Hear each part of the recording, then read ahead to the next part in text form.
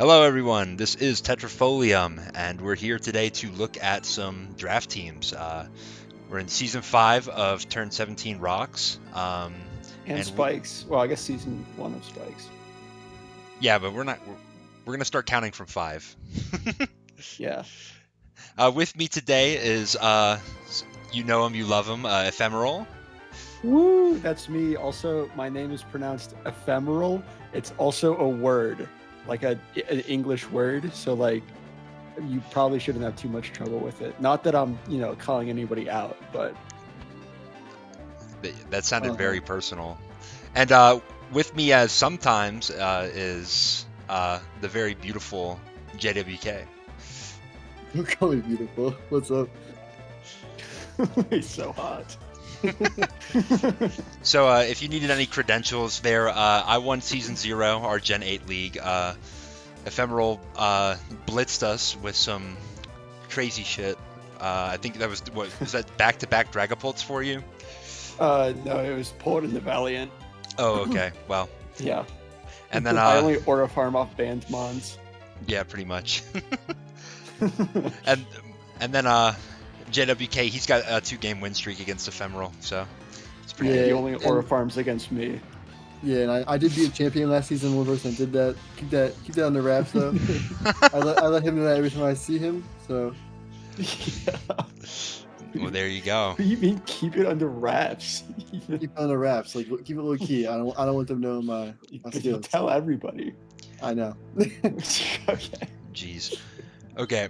So today we're going to look at this through the lens of this prep document that I have. This is Techno's prep doc, which you probably could find on Smogon's draft page.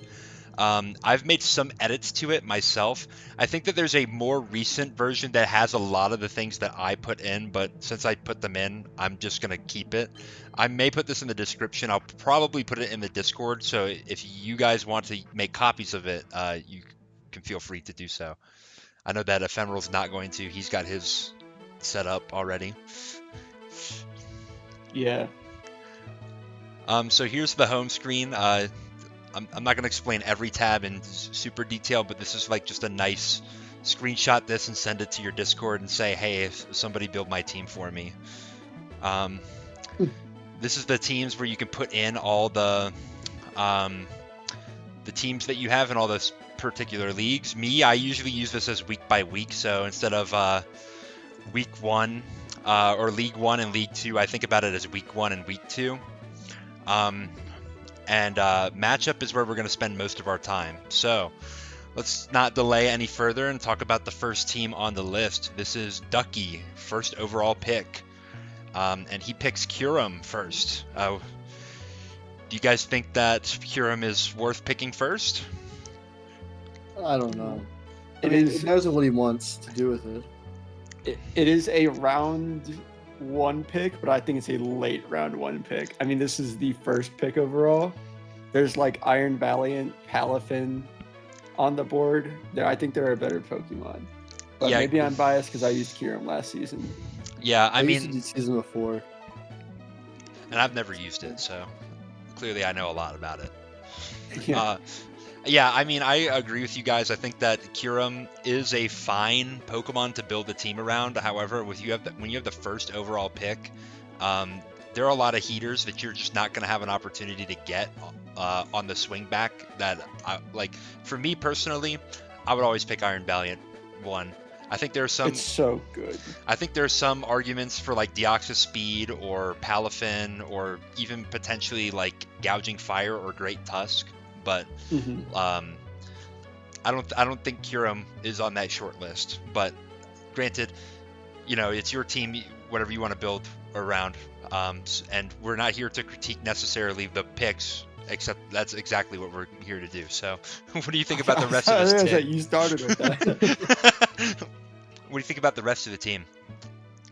I like it down to Reverum. You guys would know better about Regieleki than I would. And then Dunsparce is a solitaire captain. Charjabug is there as well, I guess. It makes you think about webs. And like, yeah, it's fat, but like, does it matter? like it's gonna survive. Like you can throw a sash on it and it's gonna live one hit and get up webs anyways, right? Like if it lives 2 hits, it can't get up super webs. Like No, probably not. maybe it can get a T wave off, but I mean, assuming that's you're going for webs. I don't know. that's probably Maybe what it I gets would do with Endeavor. it. Like, I don't think it gets Endeavor, but Yeah. I think, you know, something like Eviolite, if you're calcing to live 2 hits and then you T-wave and then you get your sticky web off, then that's not a bad start to a game. Well, But there's no way you. Well, I guess if you're living 2, it doesn't super matter, right? Because you're at 36 speed. Even if you're T-waving something, you're not outspeeding it. I mean, probably, maybe, I don't know. Depends on what you're rolled up into and how much speed investment you're willing to put on. Right, but then you lose your bulk. Anyways, we can stop talking about Charger Bug, the least important part of the draft. We just skipped everything and went straight to the bug. Yeah, A team is built by the 1 pointer they have at the end. I mean, that's the Yeah, most important exactly. part. yeah. I mean, you have to have a good 1-pointer, otherwise you'd have no team, right? The first round and the last round to pick. Those are the only things that we're allowed to discuss. Yes. I think that Kyurem Cinderace Slowking is a pretty good start to a draft. Mm-hmm. I think I mean, you've got Cinderace Slowking is a lot of momentum. Kyurem is fat as fuck, especially in Hail. You can get away with no investment and live super effective hits that would otherwise kill you. For example, I think with like very minimal investment last season, I had Kyurem and Hail, or I guess Snow, take on a Tinkaton without and like know that I would always live Gigaton Hammer pretty comfortably from a lot of ranges, just because I was in Snow and because of how fat Kyurem is. So that's a big boon to it. And then, I mean, the slow pivots into both of those are really strong, whether you're breaking with Ace or doing more supporting things. But yeah, and a good thing that you bring up pivots, because I think that a strong element of this team is there are good pivots on this team. That was kind of redundant, but regardless. Cinderace with the fast U-turn, Regieleki with a fast Volt Switch, Slowking with a slow Chili Reception, Serena with like a mid speed U-turn. I think all of that is really good for getting into Kyurem.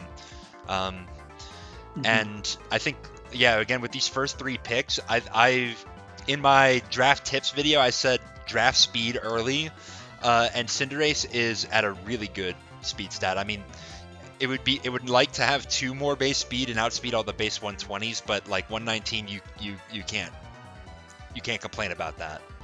Definitely. And then Kyurem has so many ways that it can win a game. It can Dragon Dance. It could be specs with a wall breaking set. And just so well complemented with Slowking. But let's talk about the rest of this team. Ting Lu stands out to me. yeah, I mean, Yeah. it's really good. I'm really surprised it fell to the 4th round. I would have grabbed it earlier if my first 2 picks weren't a ground and then a dark type. And I know, typing isn't everything in looking at stuff, but I did not need Ting Lu on my team. It's fat. It's sort of got the property where Ting Lu's going to live a hit from everything. Sometimes 2 hits from most of the enemy's team. And with like Ruination, Earthquake, Whirlwind, like you are not passively living hits either, coming off that 110 attack stat. And also just the greatest hazard bot to ever do it. So Yeah. What I was gonna say is Hazard's gonna be crazy. Yeah, for sure. And then Miss Magius as a spin blocker, I think that's pretty good. I mean, obviously, a little frail physically, but like, yeah, I was gonna say obviously you could get better with more, especially physically defensive. But Miss Magius having immunities to all of normal, fighting, and ground, I don't think it's going to be hard to switch in, especially against a spinner which most of them are ground types, or at least most of the good ones are. And then being a Terra captain as well. I find Miss Magius to be a pretty strong Terra captain, especially for a 9-pointer. Yeah, definitely. I mean, it's got good offensive stats. I mean, like 105, I guess, is not great, but 105 speed, its attack is serviceable. You can store Choice Specs, Choice Scarf on it to cover up one of those and just blast away with like Terra Fairy D Gleams or something like that. Terra Ghost Shadow Balls or go Terra Blast defensive fighting. with it. Yeah, Terra Blast fighting, Mhm. CM. It's a good Terra Captain. Yep. I like that it has I believe it has mystical fire, so it has natural fire coverage. Yeah. It also has T-Bolt, if I'm not mistaken. Mhm. Yeah. it does. So like it's pretty nice. Sylveon is also a really good mon, particularly if you need special defense. And this team wasn't like necessarily hurting for it with Slowking and Ting Lu, but I find Sylveon to be another good glue piece. I think a lot of special attacking teams are going to struggle against this particular team because of that. Yeah, it's nice that you say that though, because if you look at the physical defense as well, it's really Tinglu's gonna have to carry the boat here a lot. Like Serena's got good, passable bulk. Reverum actually has pretty decent bulk. Of course, you're gonna have to sort of commit to it being a Terra Captain because of a really poor typing and Steel Poison, which is solid except for the fact that you're 4 times weak to ground, and Earthquake being one of the most spammable, no drawback, powerful moves in the game. That's really tough. So I think really, like, special side, you're so set, especially defensively. It's, can you hold up to the like super powerful physical mons? You just have to keep an eye on Ting Lu, who is not known for great recovery options outside of like bringing your 1 pair of leftovers, since this is item clause, or like Resto Chesto or something like that. Right. Revavroom, I think you touched on him a little bit. I think he is also a pretty good Terra Captain, especially for 8 points. Shift Gear is really nice, and if you've watched any of my videos from my last season, you'll know that I had Revavroom on my team at least towards the end of the season, and it is pretty solid. Now, one thing I would note, so Terra Steel, obviously you have to have one stab type, and Steel versus Poison, I don't think that there's a meaningful distinction there. It's kind of just whichever one fits better for what you're trying to hit. You're almost never going to Terra into one of those types anyway. Ground is good for Stomping Tantrum, High Horsepower. And then we have Water. Personally, I don't find it to be that worth it to do a defensive Terra with Revavroom. It has pretty good defensive stats, particularly on the physical side, but you're probably not going to invest in them. You want to have as much attack and speed as possible to get a lot of use out of your Shift Gear. If you were going to go a defensive type, I don't think Water is necessarily the best.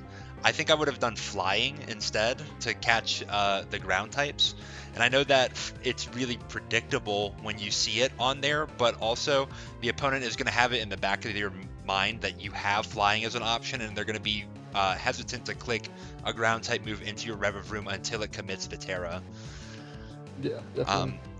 Personally, I liked Fire as a Terra type for it because of stab boosted Temper Flares. You're commonly going to be using Poison and Ground type moves with Revavroom, and there are a lot of Pokemon that can come in and take those as an immunity, and that will boost your Temper Flare to ×2 on the next turn. And going Terra Fire Temper Flare with Stab that's phenomenal damage. Jeff, you would know that.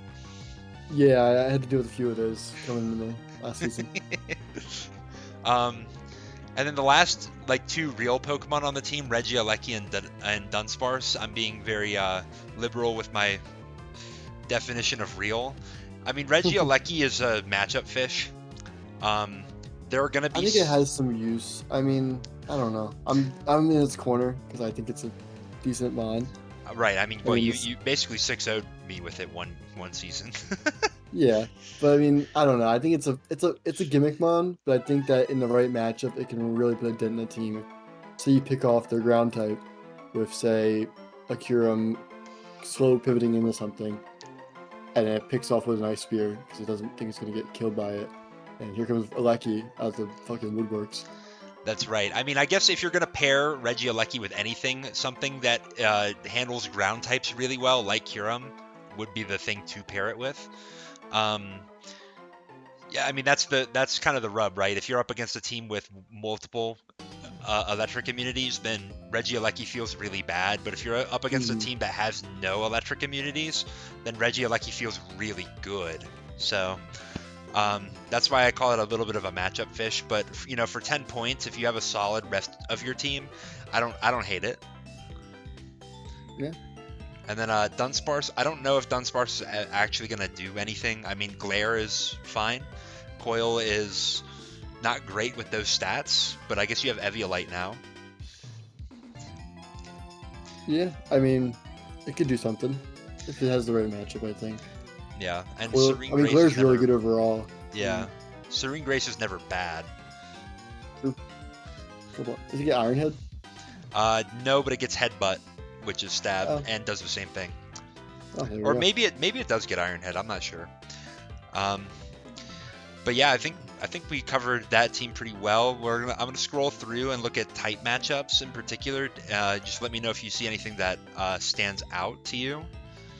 There's a little bit of a rock weakness. 3 Mon's weak to rock, so I wonder who's gonna take the boots. Granted, one of those Pokemon is Charge-a-Bug, and so I mean we know what's not the answer to that question. I'd say it's gotta be either Cinderace most weeks or just something that wants to eat the boots. Yeah, probably Cinderace most weeks. Although, Yeah. you know, there's arguments for Serena and Slowking and Kyurem to get the boots as well. Yeah. I don't know. My biggest gripe with Kyurem is he's just 95 speed is so abysmal. It's just slower than everything you want to be faster than. And it makes you feel like you have to run the Scarf. At least when I used it in, I think, season 3. I don't know. But I used it on a Hail team with like Ninetales, and it felt so miserable having to run Scarf every week because I was just slower than their best Mon. So I mean, I don't know. It's you can't really run boots in that thing. It just wants to take the Scarf holistic specs, or even the loaded dice, to be frank. Yeah, I mean, I think there are plenty of good items. Granted, I'm not a big fan of Scarf Kyurem. I think that if you're going to use Kyurem, you're selling out to its wall breaking potential. But I mean, I can see the argument for it depending on the matchup, particularly if a team does not have good ice resists.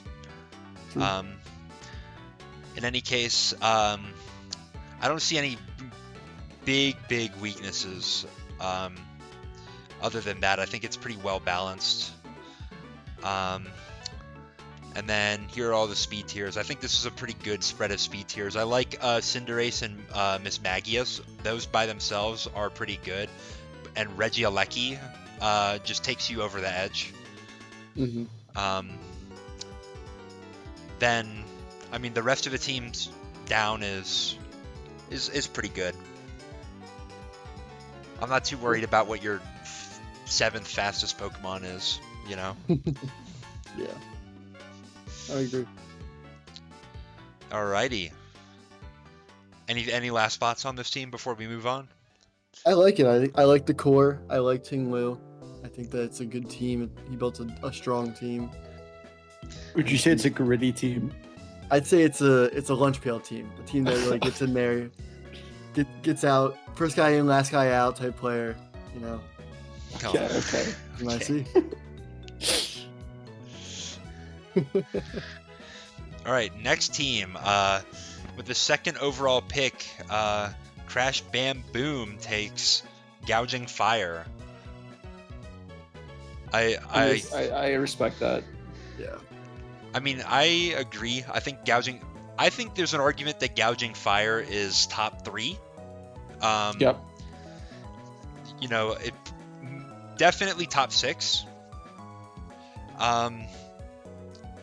That being said, again, I'm going to say the same thing that I said before. I mean, Iron Valiant is still on the board, and, like, wow. I just could not imagine having Iron Valiant fall to me and then not taking it. Yeah. In any case, though, when I see Gouging Fire, the first thing I'm looking for is who's the Sunsetter on the team. And it seems that our subject here, Crash Bam Boom, decided Ninetales was the Sunsetter of choice. Spoilers for a little later, there is another Sun team that has Torkoal on it, although Crash Bam Boom had plenty of opportunity to take Torkoal. I think I would usually take Torkoal if I was going to build a Sun team, but like I guess Ninetales gets the job done, and it is a potential Terra Captain. Now we see it's not taken as a Terra Captain here, but there's some small things that Ninetales can do that Torkoal can't. Yeah, what I would say is Gouging Fire does not need to be on a Sun team. Walking Wake does benefit way more, I think, from being on a Sun team. I think it's a lot worse. Gouging Fire obviously really likes being in Sun, but I think it's still really solid outside of Sun, which is why I think the pick on Ninetales came late. So I don't think this is a Sun team. I think this is a team that has the Sun option, and a lot of the other picks reflect that, which is good to be flexible, and it makes it hard to prep. Obviously, you don't, when you pick like a team like Weather, you're selling out a lot of your like unpredictability in exchange for a lot of power, right? And so like by not investing in much as in Sun abusers, you lose a lot of that power, but you retain a lot of that like flexibility. Gouging Fire is really good, but the things that like I look for with Gouging Fire first pick are like it seems same thing as sort of Kyurem, but worse. You're 91 speed, right? Like you need somewhere, you need your speed control somewhere, right? And the other team had Cinderace. This team has Cyclizar, and those are not the same thing. Hazard removal, similar to Kyurem, you're weak to rocks. Again, this team has Cyclizar. You also have Carkol, Yeah, which is you not do. it's not fantastic, but right. it's an option. Yeah, and then unlike Kyurem, you are weak to ground, and we said earlier, ground's super spammable. And your options right now are Brute Bonnet and Thunderous Therian, which And Bronzong. Oh yes, Bronzong. Okay, never mind. Bronzong is good. So you've got that part pretty handled. But I am worried about speed a lot. Speed is important, but it needs to be meaningful speed. I'd say Espeon is good at that, but 110 isn't what it used to be. 110 is like, you want something above this. So if there's other teams that only have 110s, you're gonna farm them, but like you don't.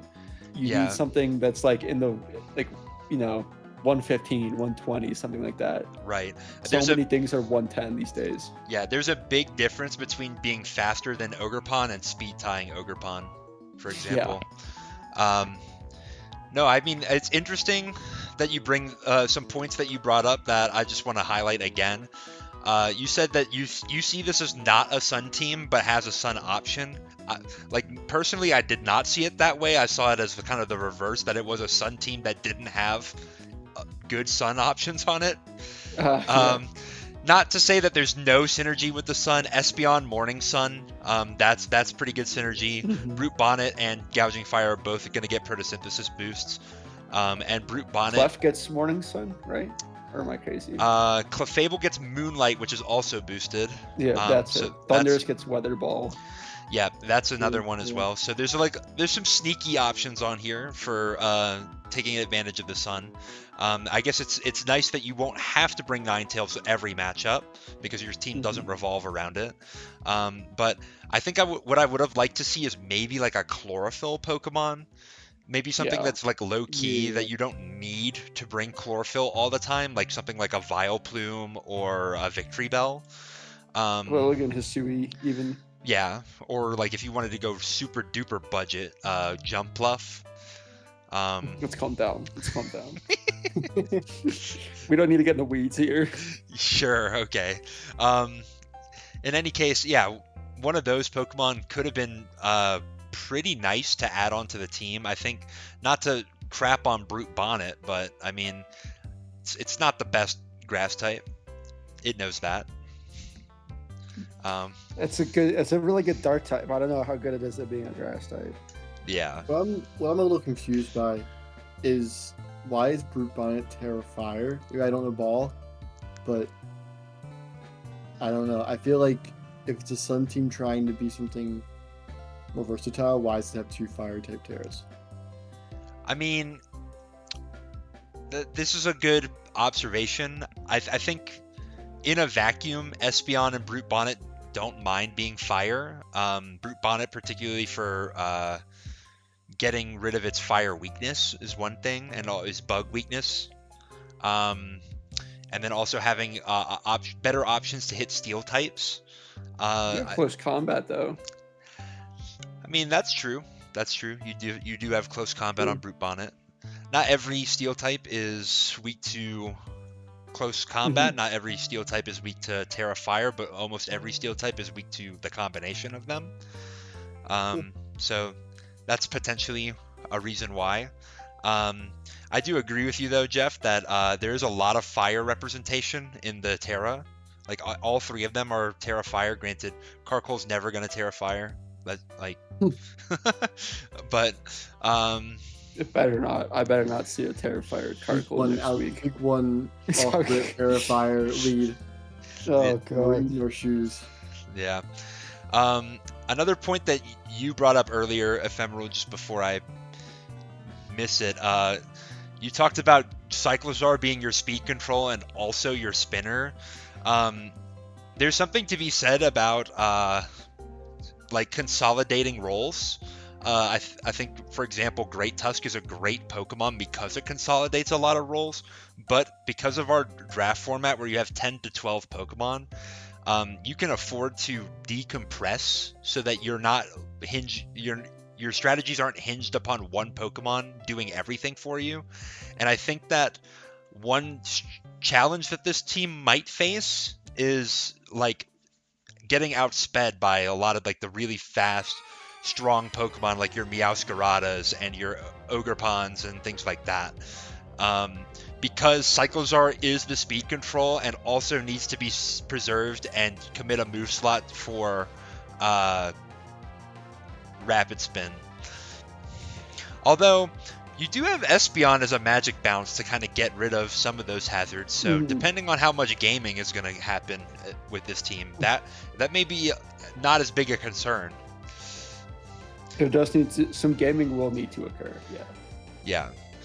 So this is I think that's the long and the short of this is a gamers team right here. Yeah. You're going to need to make the right switch to Annihilate to get the Rage Fist boost. You're going to need to make the right play with Clefable to preserve it and also spread the yellow magic and get up your screens or whatever you're planning to do with Clefable. I thought Thundurus T was a strange pick for a Sun team, but I like not that it's necessarily like bad, but it's not the weather that I would associate with Thundurus. It's got Fire Weather Ball, which is good, but it also punishes grass or water types rather that want to come on your Gouging Fire. Bulky waters don't want to mess around with Thundurus. Yeah, that makes sense to me. I guess like you're a little bit like Thunder is not a super fantastic option, but it's completely cut off if you're going to run Sun. There's something to be said of sometimes in draft you know what you need to hit to get the kill, and if you need to bank it on the 70% Thunder, then that's a thing. But now it's a 50% Thunder if Ninetales is coming to the matchup. Not that I think it's not a major concern.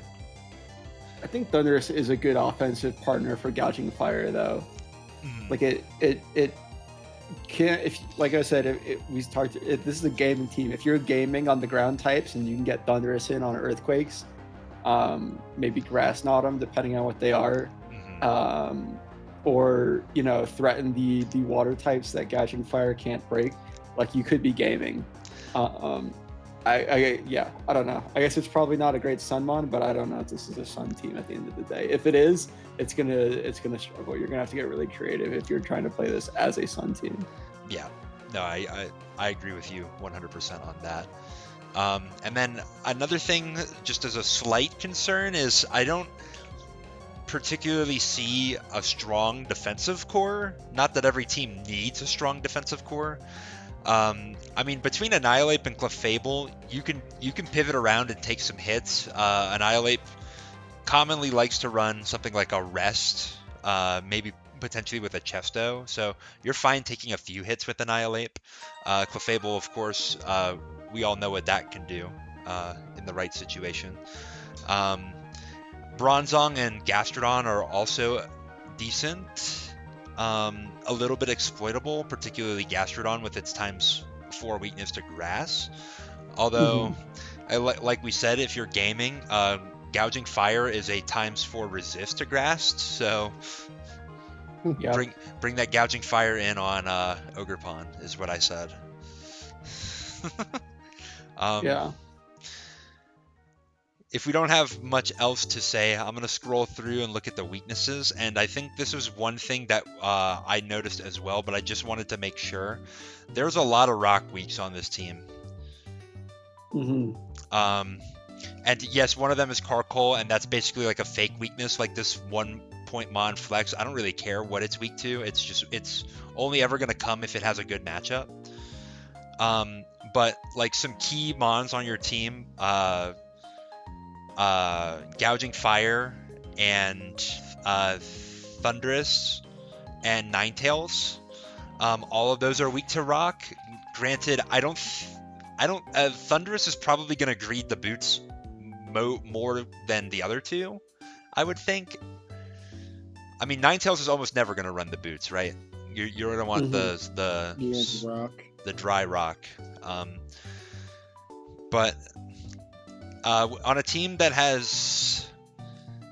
that's relying on basically gaming to spin, that could be a little bit of a concern. Scroll a little further to show the speed tiers as well. Yes, let's go. Let's go ahead and see all of those as well. The speed tiers are, I mean, we kind of already touched on it, but Cyclozar being the faster than Ogerpon Mon is not the best, but it's not terrible either. So, otherwise, other than that, I'd only be worried about that fat gap between 90 and 60. Yeah. Where like anything at like base 85 can be adamant or modest or be really bulky. Like, you can, and like, you know, who's running max speed Clef, right? Like you can speed creep Bonnet, and like anything slower than Annihilape, all it has to do is like speed creep Bonnet, and it can like run really good natures. Right, exactly. I think one thing that's kind of dubious about Gouging Fire, max speed is 309. That is slower than Adamant 110s. So that's something that we might have to keep in mind. Thundurus is almost always going to have to be max speed or near max speed, I think, with this team. So, yeah, we'll see. I think I've got a little bit of hesitation on this team, but you know, Sun team you can never count it out. This team looks really hard to use. That's what I would say. Got a lot of fire resist though. I would have wanted. You have a lot of fire type. Yeah. Well, one thing that I look for a lot of the time is if you have a lot of fire resist or a lot of electric resists or something like this, then maybe you should look at some strong fire or electric weak Pokemon that can take advantage of your good defensive stuff. So, not to say that this team absolutely needs to make trades immediately. I don't think that that's necessarily true about any of these teams. Well, okay, maybe one, but that may be something to look for. Is if you have a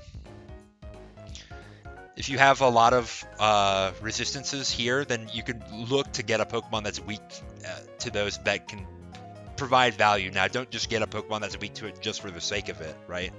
Like, I don't want to see a War Turtle on your team because I said, oh, I can get an electric weakness. But in any case, I think I've said my piece on the team. What do you guys think? My only closing thought is that I don't see a poison type except for the Brute Bonnet Terra. I mean, with Magic Bounce, you can kind of bounce a Toxic Spikes off of it. But I don't know. I'm always worried I'm going to lose a Poison Spike because I hate losing the Poison Spike. That shit sucks. So, I don't know. I feel like you kind of need a Poison, but if you have Espeon, I guess Cyclozar has to eat the boots at that point unless he wants to come in and spin in and get poisoned. Mm-hmm. So, I don't know. I'm a little worried about this team's hazard control, but I mean, if they're gaming, they're gaming.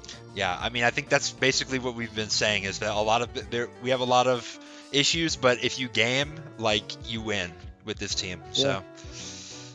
So, let's go on to number 3. This is June. And June, this is a freaking ridiculous team. Gives me a headache. I'm not. Yeah, it was rain, and someone fed him Iron Treads and Iron Valiant. Like that shouldn't happen. It's just gross. So, Frankly. yeah. So before, like, let's not put that horse before the carriage here. So this was like very obviously going to be a rain team with Palafin and Arcaludon as the first 2 picks. Pelipper, you managed to get Pelipper here, which is good. It's better than Politoed. Although I guess you could save yourself a few points if you really need to go Politoed, but Pelipper is a lot better defensively. And it has U-turn. And it has U-turn, which is like definitely not trivial. Yeah. So I guess I want to tackle the rain parts of this team first. So, like, to me, like, this is very obviously a rain team. Mm-hmm. Even if you took the Pelipper away, I would say this is a rain team that needs Rain Dance. But you have your Swift Swim Overquill, which is pretty solid. Is it the best Swift Swimmer? I don't know, but it's not a water type, which is kind of novel. Although, for a rain team, this does not have a lot of water types on it. Only 2. Right. Yeah. Kilowattrel is really good in the rain. Thunder and Hurricane get an accuracy boost, and that dual stab combination is pretty dangerous. You also have Volt Absorb to handle all of the electric types that would be threatening all the water types on your team, although, like I just said, there are not that many of them, so I don't know how much that really matters. And then we have Iron Treads, which kind of does the same thing. I mean, if you're familiar with OU, or at least when Rain was popular in OU, Iron Treads was the spinner of choice on those teams. So it's pretty nice. And then the rest of his team, well, I mean, one of these sticks out like a sore thumb. Yeah, one of these is not like the other. Yeah. That's an Iron Valiant. Yeah, so getting Iron Valiant as your 8th pick, I think, is that right? 8th? It's close enough. Yeah. It's 6. No, That's really good. And like as Ephemeral was alluding to earlier, it was not because nobody picked Iron Valiant for 8 rounds. That would be crazy. I think I'd have to end the league. Yeah. If that happened, unless there was a obvious gentleman's agreement that we're not using Iron Valiant and let's ban it next time. But right. that was not the case. I think the person who first round picked Iron Valiant, it'll become very obvious who that was because I think they'll have a Metagross as their first pick. Decided they did not want to build their team around Iron Valiant, and could not afford to have the points that they needed to build around the other Pokemon. So they dropped Iron Valiant late, which allowed June to be the benefactor of that. So that's very fortunate. The rest of the Mons, I mean, Cryogonal's nice as a alternative spinner. It's got a pretty good speed tier. It's faster than your base 100s, faster than things like Landorus Incarnate as well. Arboliva is pretty good. I mean, Ephemeral, you used it. Yeah, Arboliva is a good Terra Captain. I mean, really, like, Cryogonal is there for decoration. Chimecho's there for decoration. Tinkatuff is there for decoration. Like, Arboliva might have a matchup that it comes to, but I like to patch a hole. But I feel like outside of that, everything else is just absurd. Right? Yeah, Like, I agree. Chimecho and Tinkatuff are there to like maybe matchup fish, but like let's be real here. Like this is a Rain team that got fed really hard. Like there's one thing to say like, oh, no one took our Calyodon or no one tried to take Pelipper or something like that, right? But that's just silly. Like our Calyodon's serviceable outside of Rain, and no one who's not taking Rain is going to take Pelipper. But like Iron Tread's the premier Rain spinner going to the Rain team for a trade because Treads was taken round 2 is a little irresponsible. And then Iron Valiant as well is just egregious, frankly.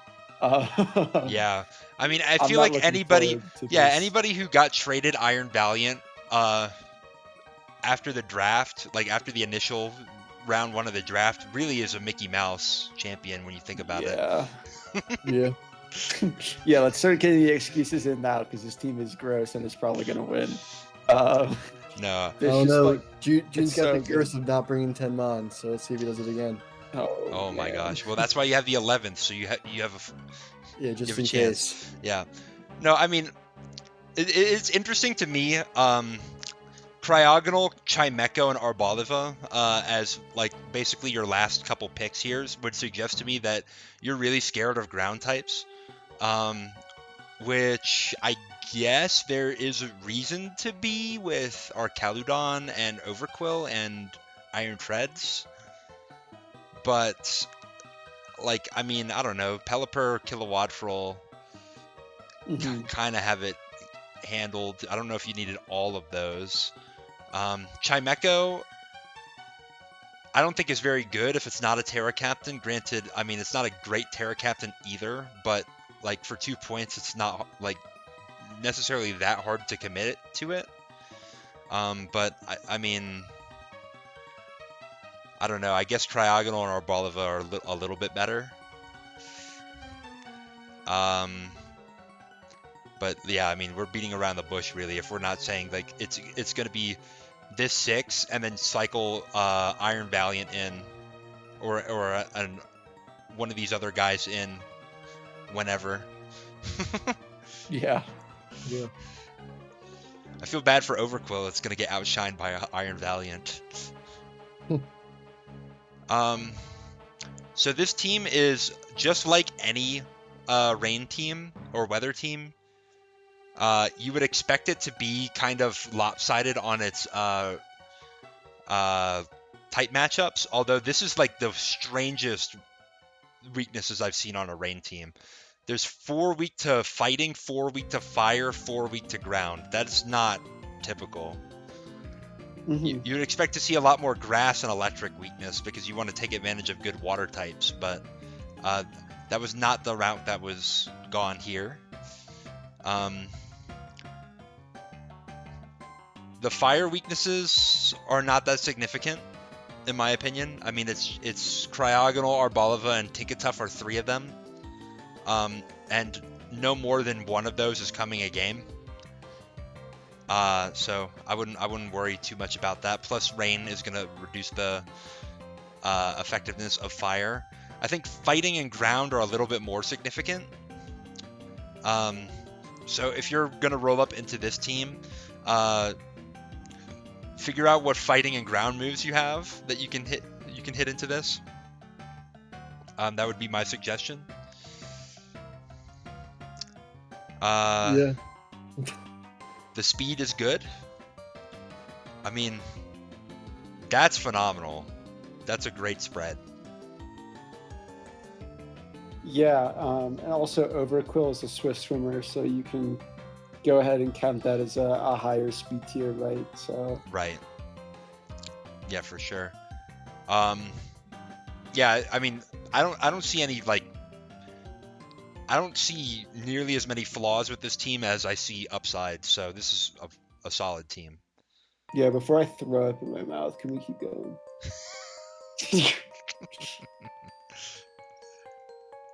Do I have to lose to this team again? I haven't even looked at the schedule that closely. Hold on.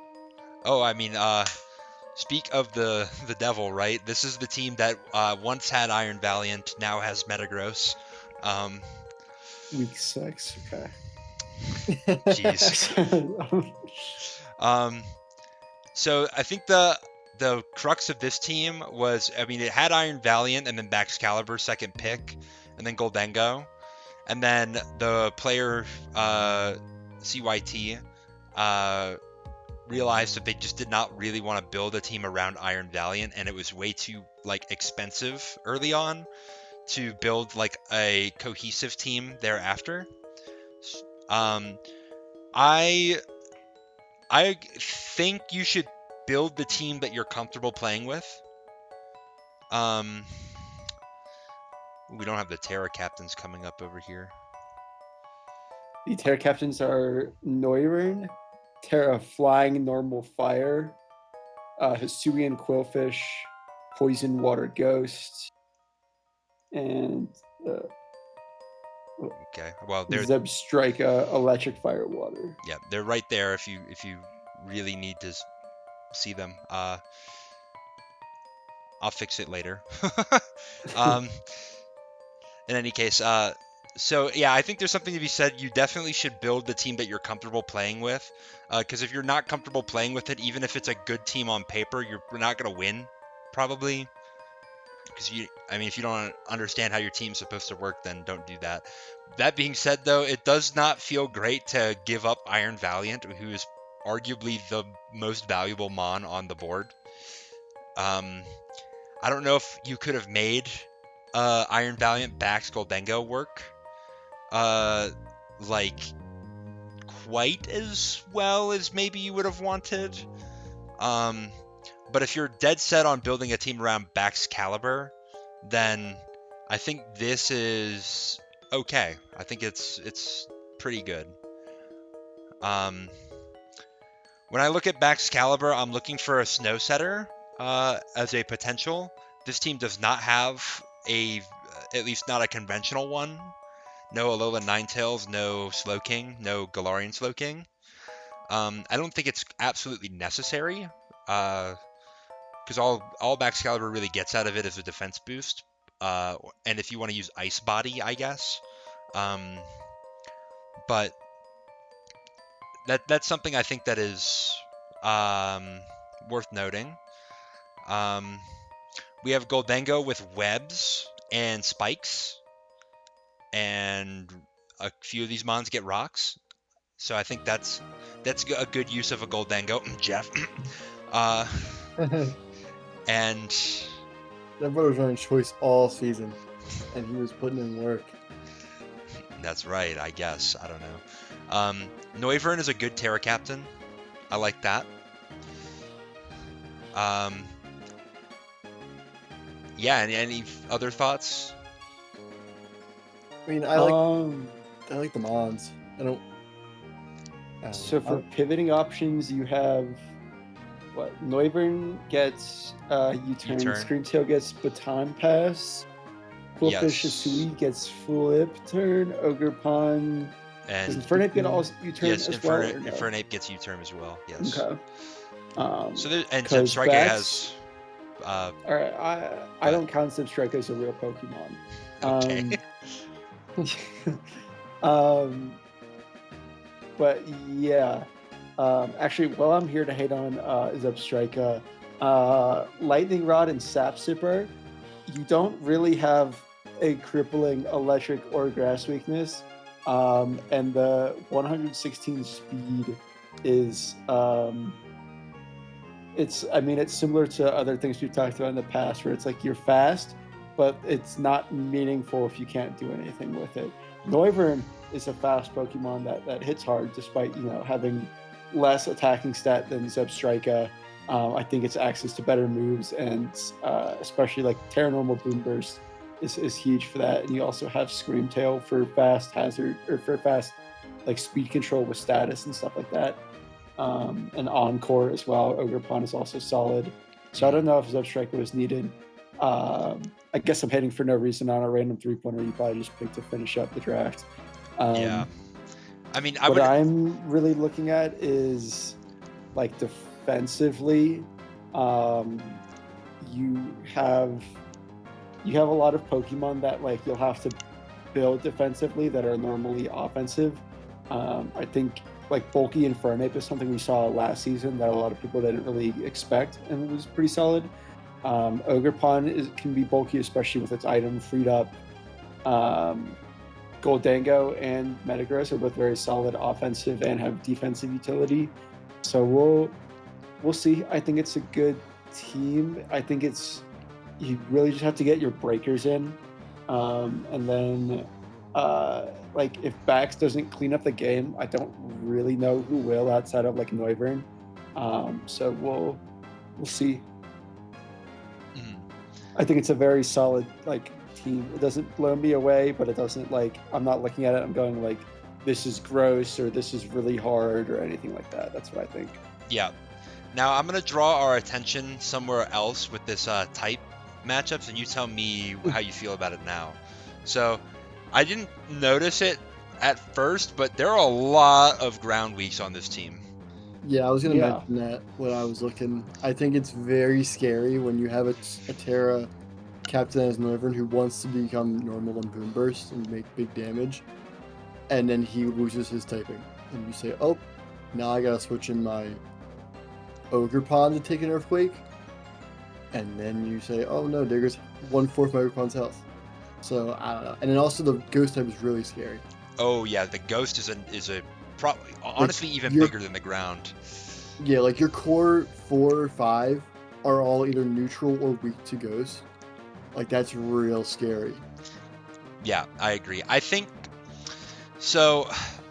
I've been a Metagross hater in Gen 9 in the past, and I think I'm coming around on it a little bit, but like I don't know how necessary it is to have Goldango and Metagross together. I know that they don't do the same things, but they have like the same defensive type, basically. I mean, arguably Metagross is worse. I think Metagross is interesting because it's similar defensively to Goldango, and it's similar offensively to Baxcalibur, in that it's like a very strong priority button wall breaker.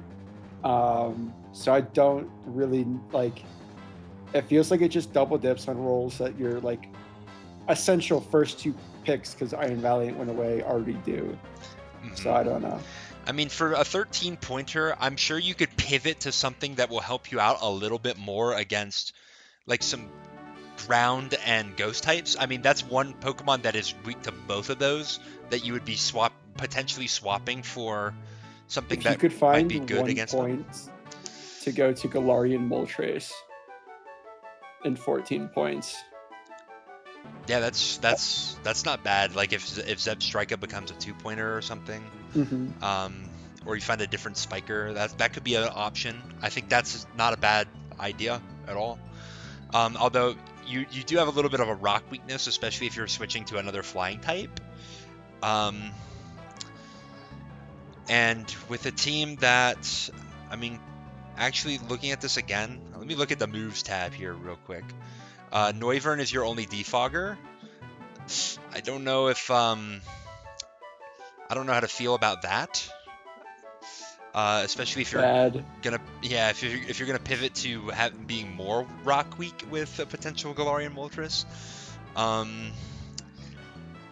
Yeah, I think there's not really a one-size-fits-all change. There's no silver bullet. Yeah, I mean, then that's the rub with draft, right? Is like if there was a silver bullet all the time, then we wouldn't be worried about which bonds we get. Mm-hmm. I like the speed tiers. I think this is actually really good on the speed tiers. Zebstrika, you mentioned it's like it's not meaningful speed, which I would levy that criticism at people who say, okay, I need something that's faster than 110. Let me get Zebstrika. But we already have Noivern and we already have Screamtail, so I don't mind that. And it's not like I mean, granted, for 3 points, how much better are you gonna get than Zebstrika? I don't know. But this part of the team I think is really nice.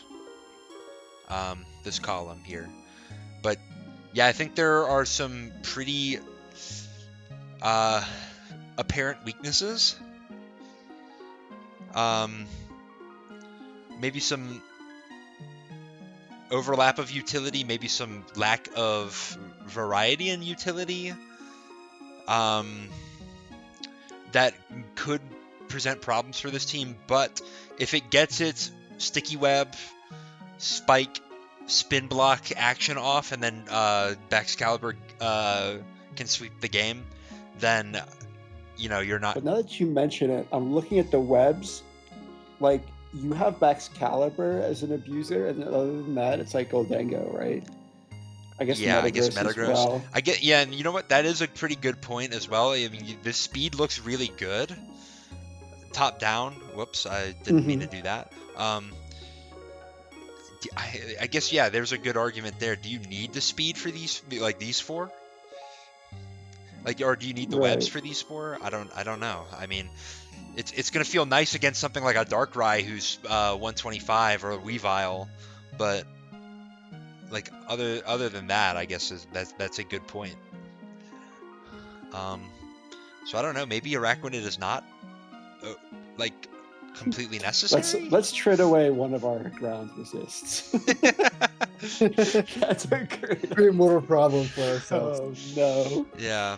No, I mean, well, granted, you would always trade for a different ground resist, but I mean, I think that this team is probably going to need a few changes. Particularly, I think Metagross could be something else. But otherwise, I mean, I think it's okay. Like, I wouldn't throw the baby out with the bathwater. Outside of Zebstrika, I don't have any issues with any of these Pokemon on paper.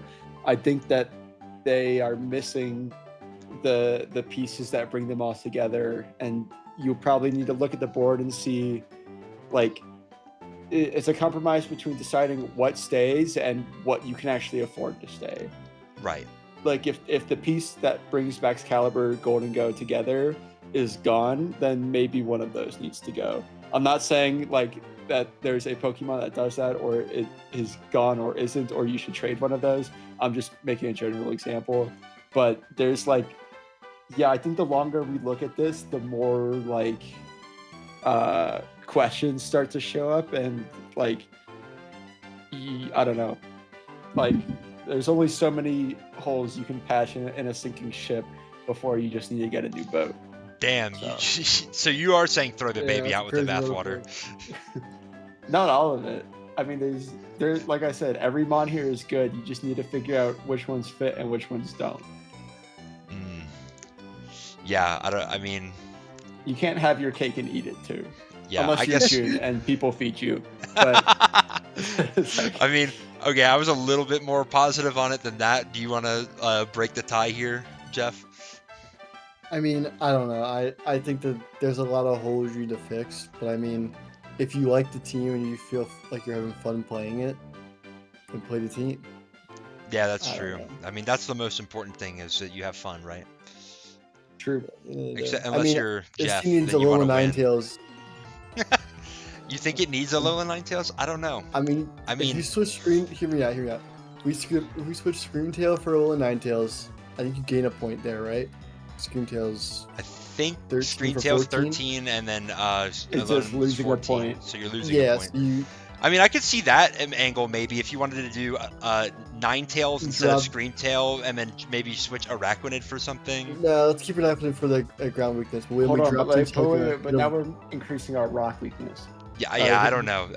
It's like you said. It's like you said, Ephemeral. I was gonna say, You plug one hole and then another one forms. So I don't know. Yeah, Yeah. this is a tough. It's a tough. This is a stare at the draft board puzzle that I don't have the time to figure out.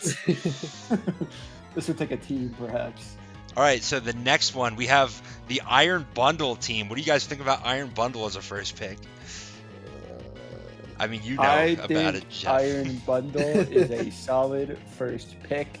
It is speed control, and it is sort of your cleaner slash breaker, like taken care of. I think it's good. It's got like very defined roles that it does very well, and you can build a team around it. I agree. I think that's a very good mon. I just Do you don't like like hitting the- hydro pumps? yeah. Do you Yeah. like relying every game on a 70?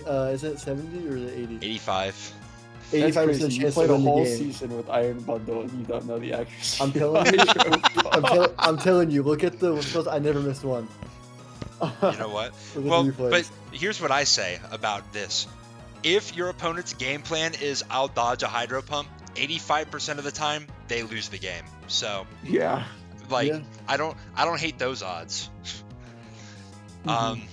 I mean, it gets kind of hairy when you're like, okay, I need Iron Bundle to 2-hit KO with hydro pump, and you miss one. Like, then that can be a problem. But that's what building the rest of the team is for. So let's get into Mhm. that. Lando T, second pick, arguably the best second pick that you could It's so have. good. Like, it's like, yeah, it does everything. Well, does- it does okay. everything but one thing, and that is remove hazards.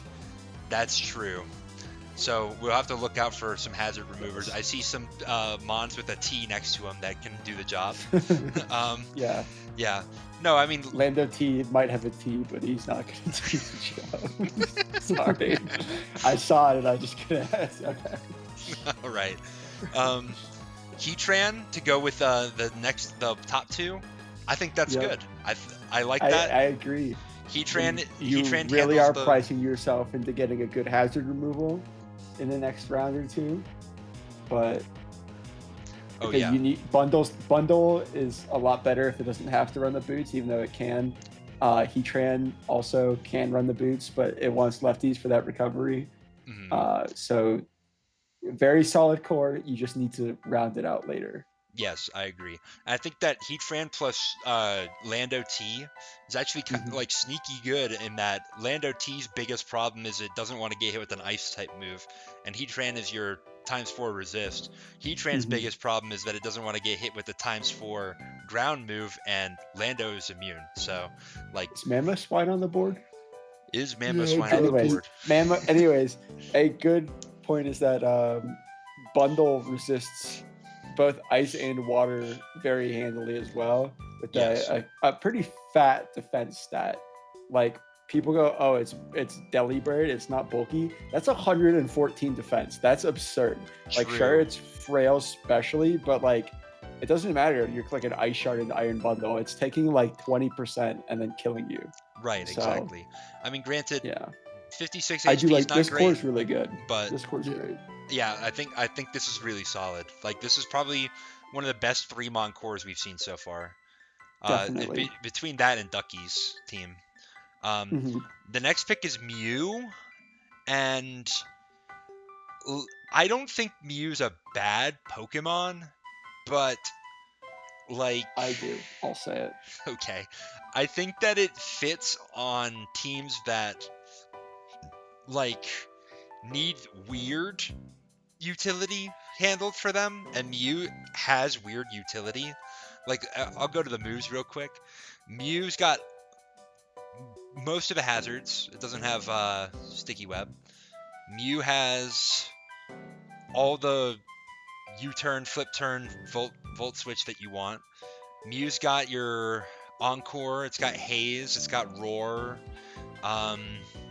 It's got Priority. It's got all the status that you could ever want. It's got knockoff. Like, it has so many things, but I don't think it's the best at doing any of those things. No, it's like it's a serviceable cleaner with like DD or something. It's a serviceable like bulky setup mon with like Calm Mind or Bulk Up. It's serviceable utility with like hazards or like status.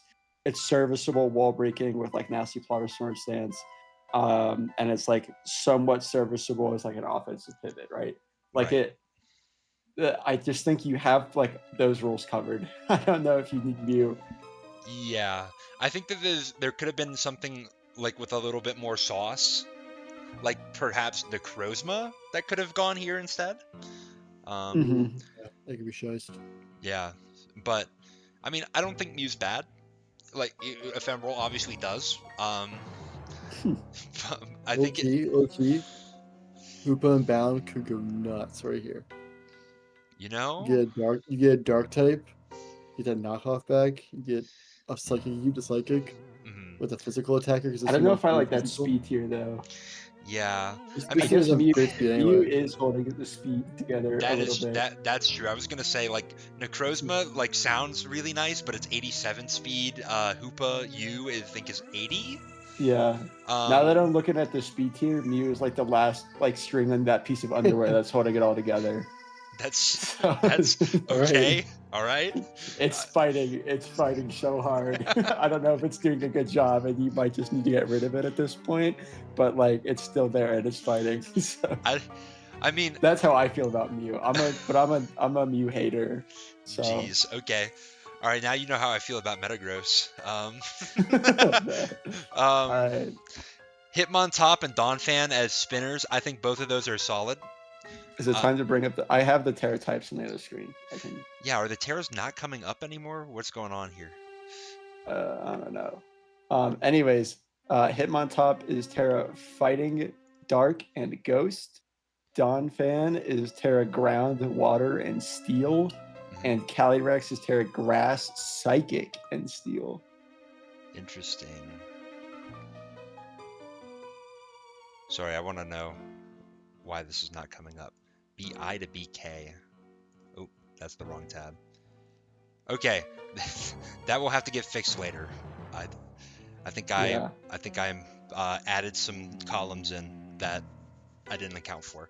Any case, yeah, those Terra types.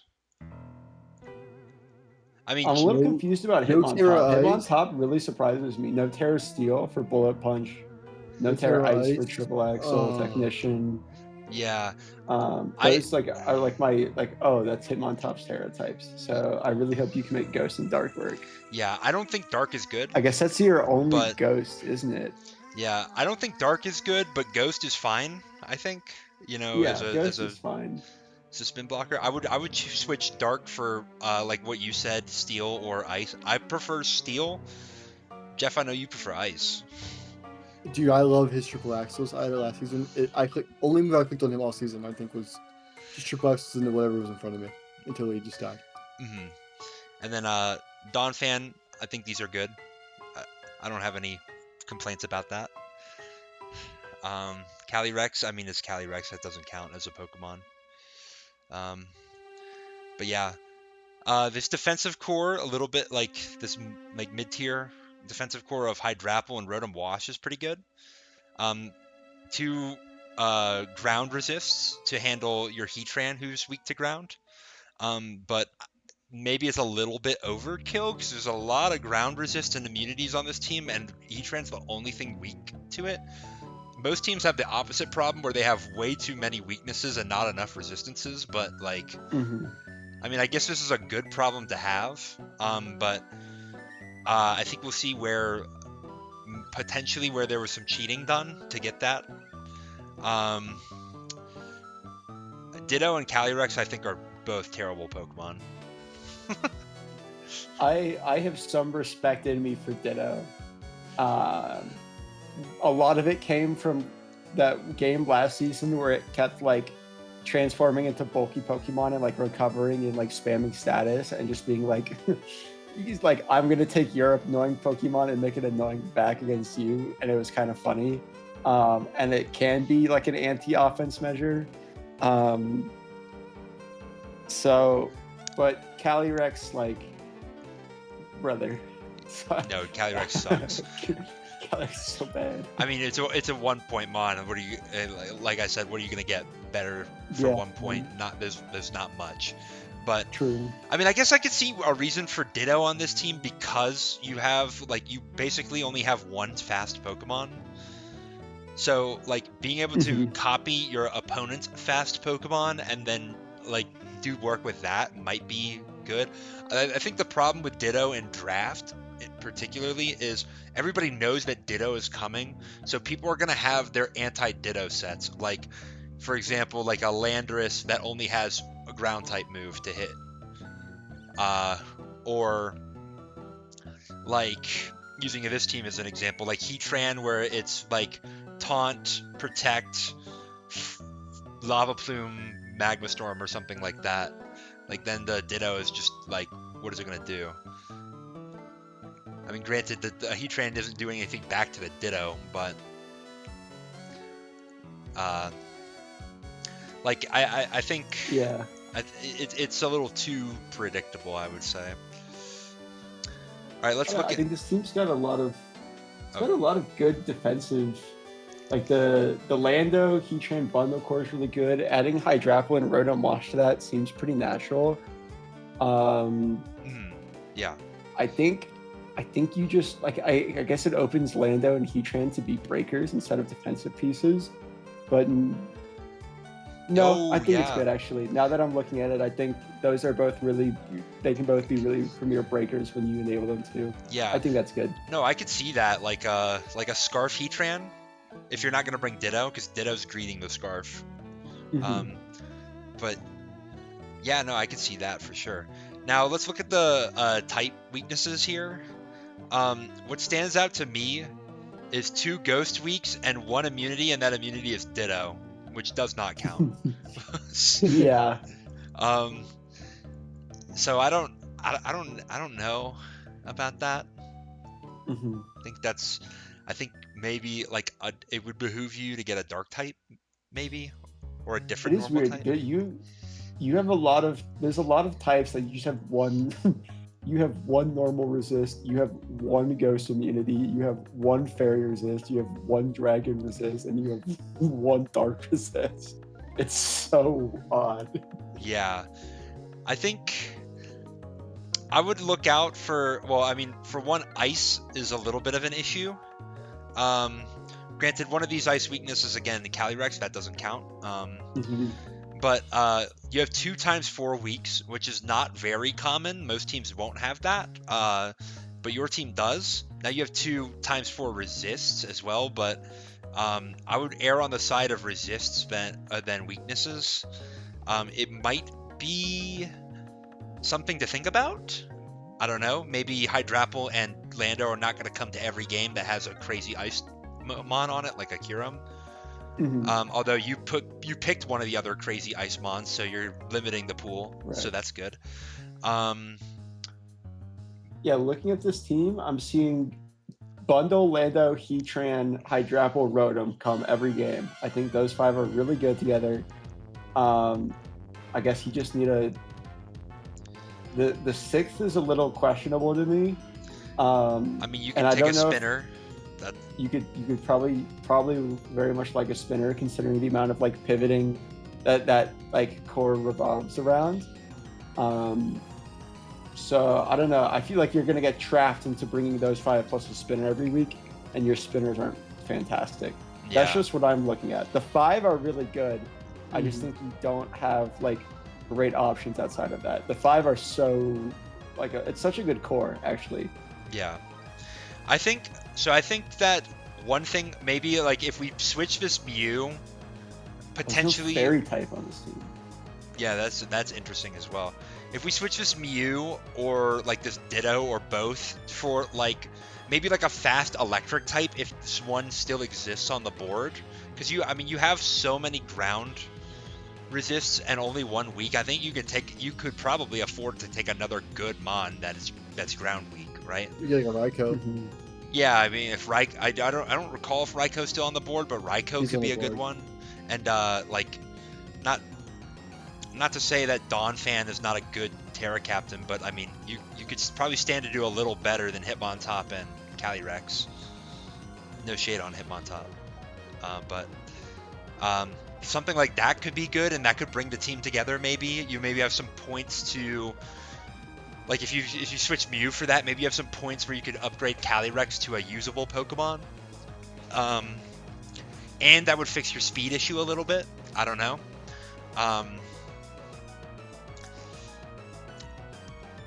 Overall, I agree with you, Ephemeral, that this is a team that has a really solid defensive core, probably the best defensive core we've seen so far.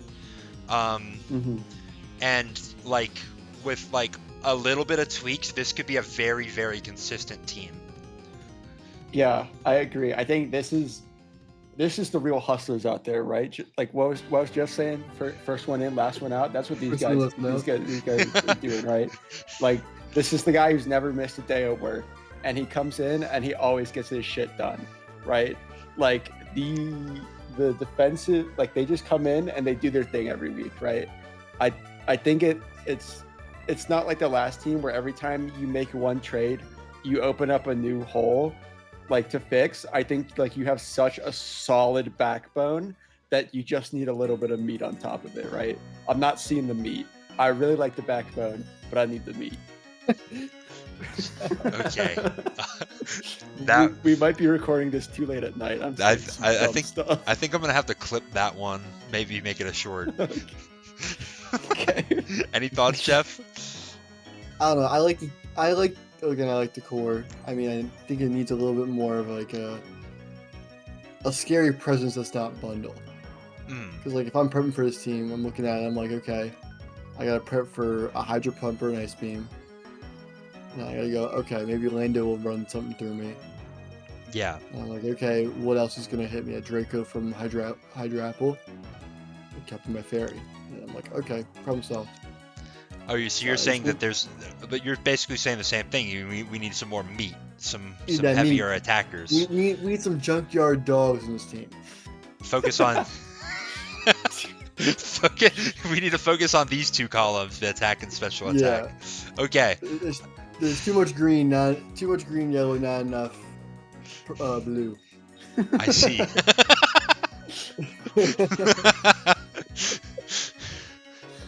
I like this team. I feel like this team looks like a cozy place to be. Oh yeah. You're like, I'm just switching back and forth between my Lando, my Hydrapple, and my Rotom. I don't have any problems in my world. I'm just chilling. Yeah. So I mean, the only things that, like, I would take this team. I would play with this team myself. Yeah. The only two things that I don't like are Hydro Pump and Magma Storm. But like I said, we're playing those odds. If I put those moves on my Mons, I'm clicking them. So yeah, right. Let's go on to the next team. Mm-hmm. All right, it's Loki the Blue. With first pick Urshifu Rapid. What do you think about that as a Mon to build around? I'm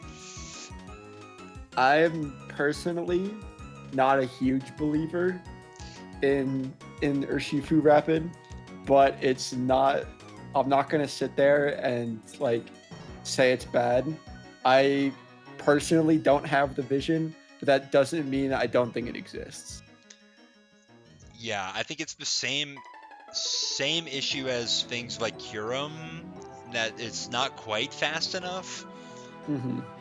Granted, it's still got like Kyurem, it's got the 130 attack stat, and unlike Kyurem, it has Surging Strikes, which is like probably top 10 best moves in the game. Yeah, like that's fantastic. And then it's also got the pivoting. I think it's a Pokemon that works well if you can get the speed support for it. And the next two picks seem like that was like the intention, is that we wanted some speed support for it. So Iron Moth and Ogerpon makes the funniest looking Firewater Grass I've ever seen. But like, I don't hate that. Like, as offensive, these guys, they're hitters. Like, they're doing the job here. Yeah. I think my only complaint with them as an offensive core is if you want Iron Moth, like, you don't want because Ogerpon can't get faster than 110, right? Well, 'Cause without it's item lock. Trailblaze or something. Without but- Trailblaze, right? Like Iron Moth, if you want the booster speed, for example, right, you're really like you're locking yourself into like 132 is your max EVs in Spatek, which like really does not do your 140 Spatek justice. And you can run Scarf, and it's a good, it's a good Scarfer to abuse that huge special attack stat. And you can run Scarf or Shifu. I just don't think. I don't know. I mean, you kind of gotta play the where's the Scarf game, right? Right. And Raging Bolt somewhat cleans that issue up with priority, but I think like if Iron Moth was like 115 speed, you'd be over the moon, but it's just not. Right. And that's about what I was going to say with Raging Bolt. And as much as it pains me to say this, because I think Raging Bolt is a great Pokemon, something like a Raikou or a Jolteon here, I think would have made these first 4 picks, like offensively, magnificent. Like the speed would be like the speed is all there. Everything that's on that team is a strong attacker. It's not like some weak sauce. I mean, granted, Jolteon is kind of weak sauce. I'm not gonna like sugarcoat it. It could stand to have more special attack. Raikou though is very well balanced. 115 would be a great speed tier. I mean, something over 120 would be fantastic, like Jolteon, but you only have but so many of those. Do not do Electrode, please don't take Electrode. Yeah. But yeah, that being said, I think that's true. like you I said think with Raging Bolt's important for the bulk. Oh as yeah. Well. Like if your first 4 picks are offense, like if your 4th pick is shoring up your first 3 picks offense, you're struggling. I think Raging Bolt is that happy middle ground where the priority can help with the speed problem. And Raging Bolt's one of those guys where he's going to take one of anything and give back what he gets, right? Oh, like, for sure. You Unless might you're up have against to... Excadrill or... Right. Yeah. I mean, you're going to have to fight to, like, get more than, like, 1.5 for 1 out of Raging Bolt every week, but he's always going to do that, right? Raging Bolt is always going to live a move and always clap back with something egregious. Right. So that's so nice to have in the back, and is a pretty good like branch between your offense half of the team and the defensive half that we're about to start. Yeah, and I guess you know what? Now that you mention it, doing a Fire, Water, Grass and then taking a Dragon next, that makes a lot of sense actually. Because Dragon being resisting all of Fire, Water, and Grass, I think now you're doubling up on your resistances, so you have plenty of room to experiment with the next part of the team. And this next part of the team, I mean, I don't feel as strong about it as I did the front half, I'm not gonna lie. I think Skarmory Florges is pretty good. Yep. You have your brutal defense and your brutal special defense. That's nice. It's like Jeff said, we're seeing the blues, not so much the yellows. We see a special blue this time, a big blue. 5 big blues for this guy. 5 big blues. Sheesh. Florges with the wish support is really nice. Yep. It's too bad it's not a Terra Captain, but like looking at this guy, I understand why you can't afford it. And then, well, I guess we'll talk about Low Kicks. Low Kicks is kind of doing the same thing as Raging Bolt in a sense that it's not very fast, but it's got really strong priority with First Impression and Sucker Punch. With Tinted Lens, it does not care if you resist it. It's just gonna hurt you in places that you don't want to be hurt. And it's probably one of the best Terra Captains, like on the board. Yeah, it's so good at like being that anti-offense mon, where it's like you're worried about an offensive team coming this week, you just bring Low Kicks and you blow everything that they want to do up every time, and you fall back on like Skarmory and Florges for like a turn, and then you come back to Low Kicks and you blow their guy up, right? Oh yeah. Yeah, it's so good at that.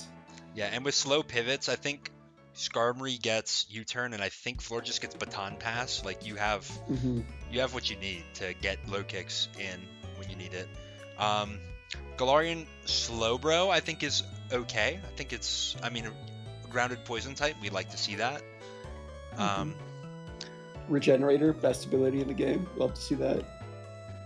yeah, I mean, I don't have any complaints about that. I may have some slight reservations about Gligar and Farigiraf. Farigiraf has a good niche at being a Sinistcha counter specifically. I don't know how this team matches up into Sinistcha. I mean, Ephemeral, you have Sinistcha as a little bit of a Mhm. spoiler. Do you think that this team needs like a Farigiraf to handle it? I'm gonna keep it a buck. I have not looked at this matchup at all. I mean, like obviously, Urshifu Rapid Strike hates to see a Sinistcha come up, right? Yes. Ogerpon Corner is really not a fan. I mean, Raging Bolt can break it with a Draco before it gets set up. Iron Moth Poison is really powerful as well. Heatproof sort of negates the fighter weakness, but similarly, Iron Moth can break it before it starts to get set up or too out of control. Skarmory can Whirlwind it. I don't know how worried you were about Sinistcha. Like, obviously, Urshifu just hates it. So, yeah. I mean, I guess you could also make use of its other ability. Well, Sap Sipper is the reason why it's good into Sinistcha. Armor Tail, making you immune to priority. I mean, I don't know how priority weak this is. I mean, I guess you have 3 Mons weak to Ice Shard. So maybe that's something. I don't know. I don't know about it being a Terra Captain either. I don't know. I mean, it fits, I guess. It like it's. I think I don't know. I think it could cook. It's kind of sneaky, scary. Gligar is like really the only team that I raise my eyebrow at. Yeah, I mean, I don't know if you feel similar. I kind of agree. I mean, granted, I was looking at potentially Slowbro. You have the you could switch Gligar and Farigiraf Terra for Slowbro, which I think would get a little more out of it. It's got better offensive stats. Well, I guess not quite better than Farigiraf, but it's got a lot better stabs. It's got things like Fire Blast that it could make use of. So you maybe want to consider that as a Terra. Gligar, I agree with you. I don't know if it's great. I mean, Gligar is supposed to be like a budget spiker, right? But this team already has Skarmory, so I don't know how much you need another spiker. Maybe it's going to be useful for getting up Stealth Rocks, because I don't see a lot of, like, other than Skarmory, I don't see a lot of other Pokemon that can get the Stealth Rocks up. But yeah, I that's basically all I have to say about Gligar. Minccino is a nothing Pokemon. Does it have Tidy Up? Yeah, I believe so. Yeah. Okay, so this is presenting another issue that maybe should be touched upon. The only hazard removal on this team is Minccino. Oh my god. I didn't notice. Minccino's coming to every game now. Yeah. Like you want Ogerpon Cornerstone Sturdy to exist, you're gonna need Minccino. You want your Iron Moth to be able to come in more than twice, you're gonna need Minccino. You want like your Raging Bolt and Skarmory to not like slowly get worn down, you're gonna need Minccino. Yeah, I think so. If the opponent can find time to stack hazards without you blowing them up, right? So I mean, yes, but like, I don't know. If a team can sneak, like, say, like, for example, a Ting Lu coming in on an Iron Moth or something like that, getting up a layer of spikes, well, that layer is there forever. I mean, unless Minccino comes, but if Minccino comes, like you love to see that because it's basically 6-on-5. So yeah, I would say maybe it would behoove this player to look at a spinner. Maybe if you could switch Flag or Gligar out for something. Colossal is not that expensive, and I think it's still on the board. That's one that I like a lot. Now, that being said, it's really weak to ground, and I see that there's a little bit of a ground weakness here. It's not the worst. You have 2 immunities. One of them's Gligar, though. And one of your resists is a low kicks, which is not the best. So I'd be a little bit worried about ground. Ice is another one, and I think this is a common theme with a lot of draft teams. There's a lot of ground and ice weak. I don't think this is that bad. These 2 being weak to ice that's pretty substantial, but you have Florges, who's strong against most ice beams with its monster special defense. You have Urshifu, who can come in and super punish a lot of the ice types with its close combat. Just be careful about switching into a freeze dry. But like overall, I don't hate this type spread. And then the speed is okay. I think something faster than 110 would be great, but Yeah.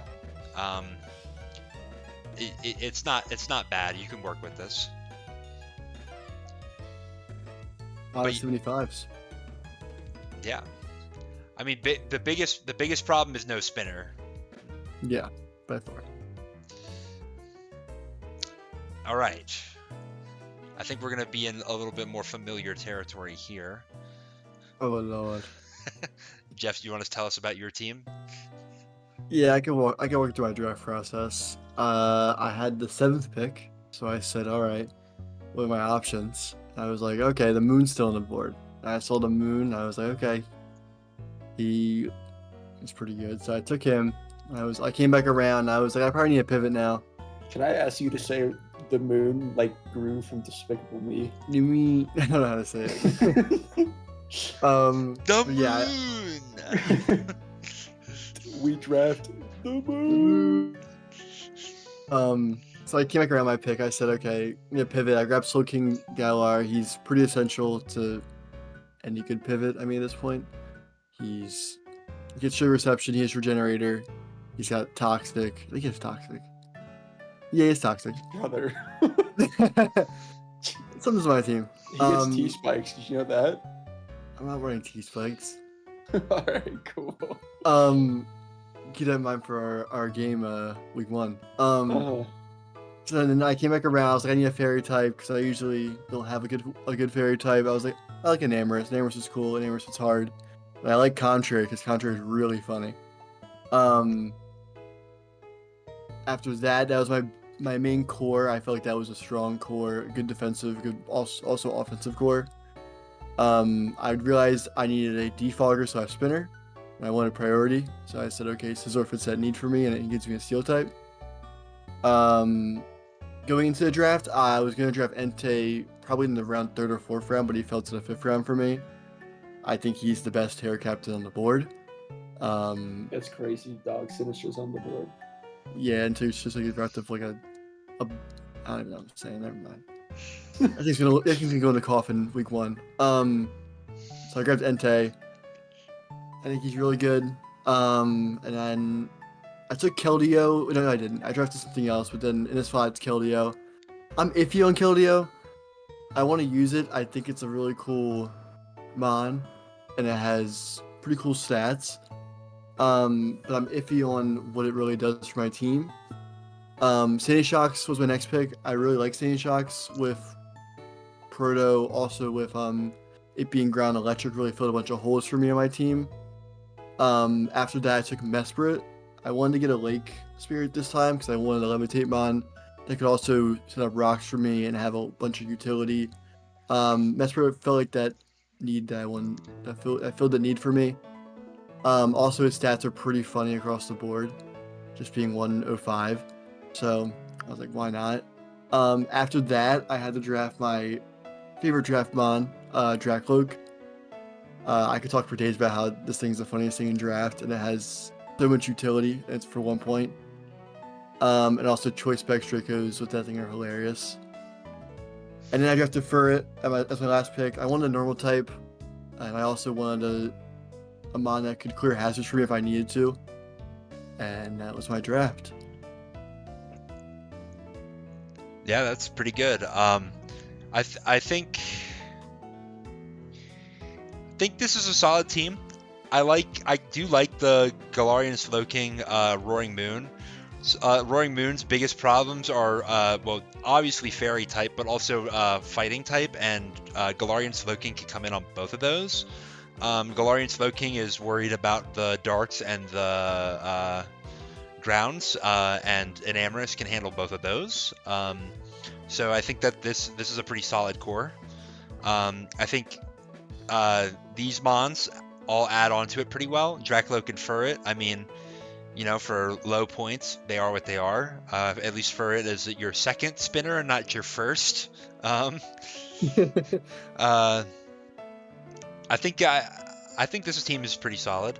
I mean, one question I have is about the Terra captains.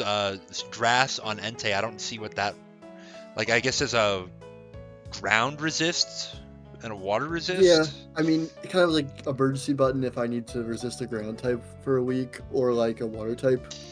If there's a really potent mon like a Palafin I have to deal with, or if I need to come in on Iron Bundle, I think that having the grass, on the Iron Bundle, you can always beat me. But something, I guess that's more like a matchup fisher, I guess. I was thinking about going ground, but I decided on grass because I felt like I don't really have a grass type. So having that ability to have a grass type in my pocket, I feel like it's nice at the end of the day. Okay, I mean, I guess I could see that. I guess it wouldn't be my first choice for Terra option, but I could see an argument for, like, if you need it for specific matchups, like against a Palafin, like against I don't know, like maybe to handle something like a Primarina or something. I don't know. That could be pretty good. Let's look at the weaknesses here. I mean, Ice, red on Ice is never a great sign, although Dracloak being one of the weaknesses, you can kind of discount that. That doesn't really matter. You do have, like, in your top 3, who are probably going to come to almost every matchup, you do have 2 weaknesses. It's not the end of the world, especially when you have such a good neutral switch in to Ice Beams as Slowking. You also have 3 really solid resists in a row that all can come to a lot of matchups. I think that's fine. I think ground is another one. That's ground and ghost. I think ground, ghost, ice are common problems for a lot of teams. But I think you have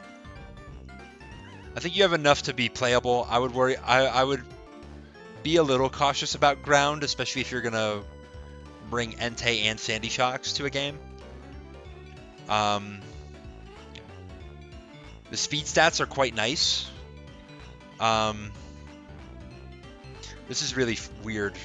Like, you have almost every number between 100 and 110. Yeah. But no, I mean, I don't have anything else to say.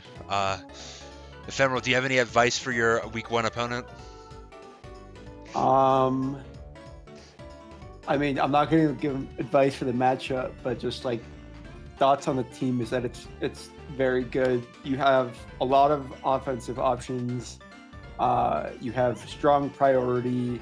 Like, you have some pretty solid defensive options. I think the only like things that stand out are the hazard game is could be better, and like both on setting and removal. Because I mean, you kind of can't use Banded Scizor ever. Um, or like maybe Life Orb Sword Stance would be really hard to get going if you also need it to be your defogger.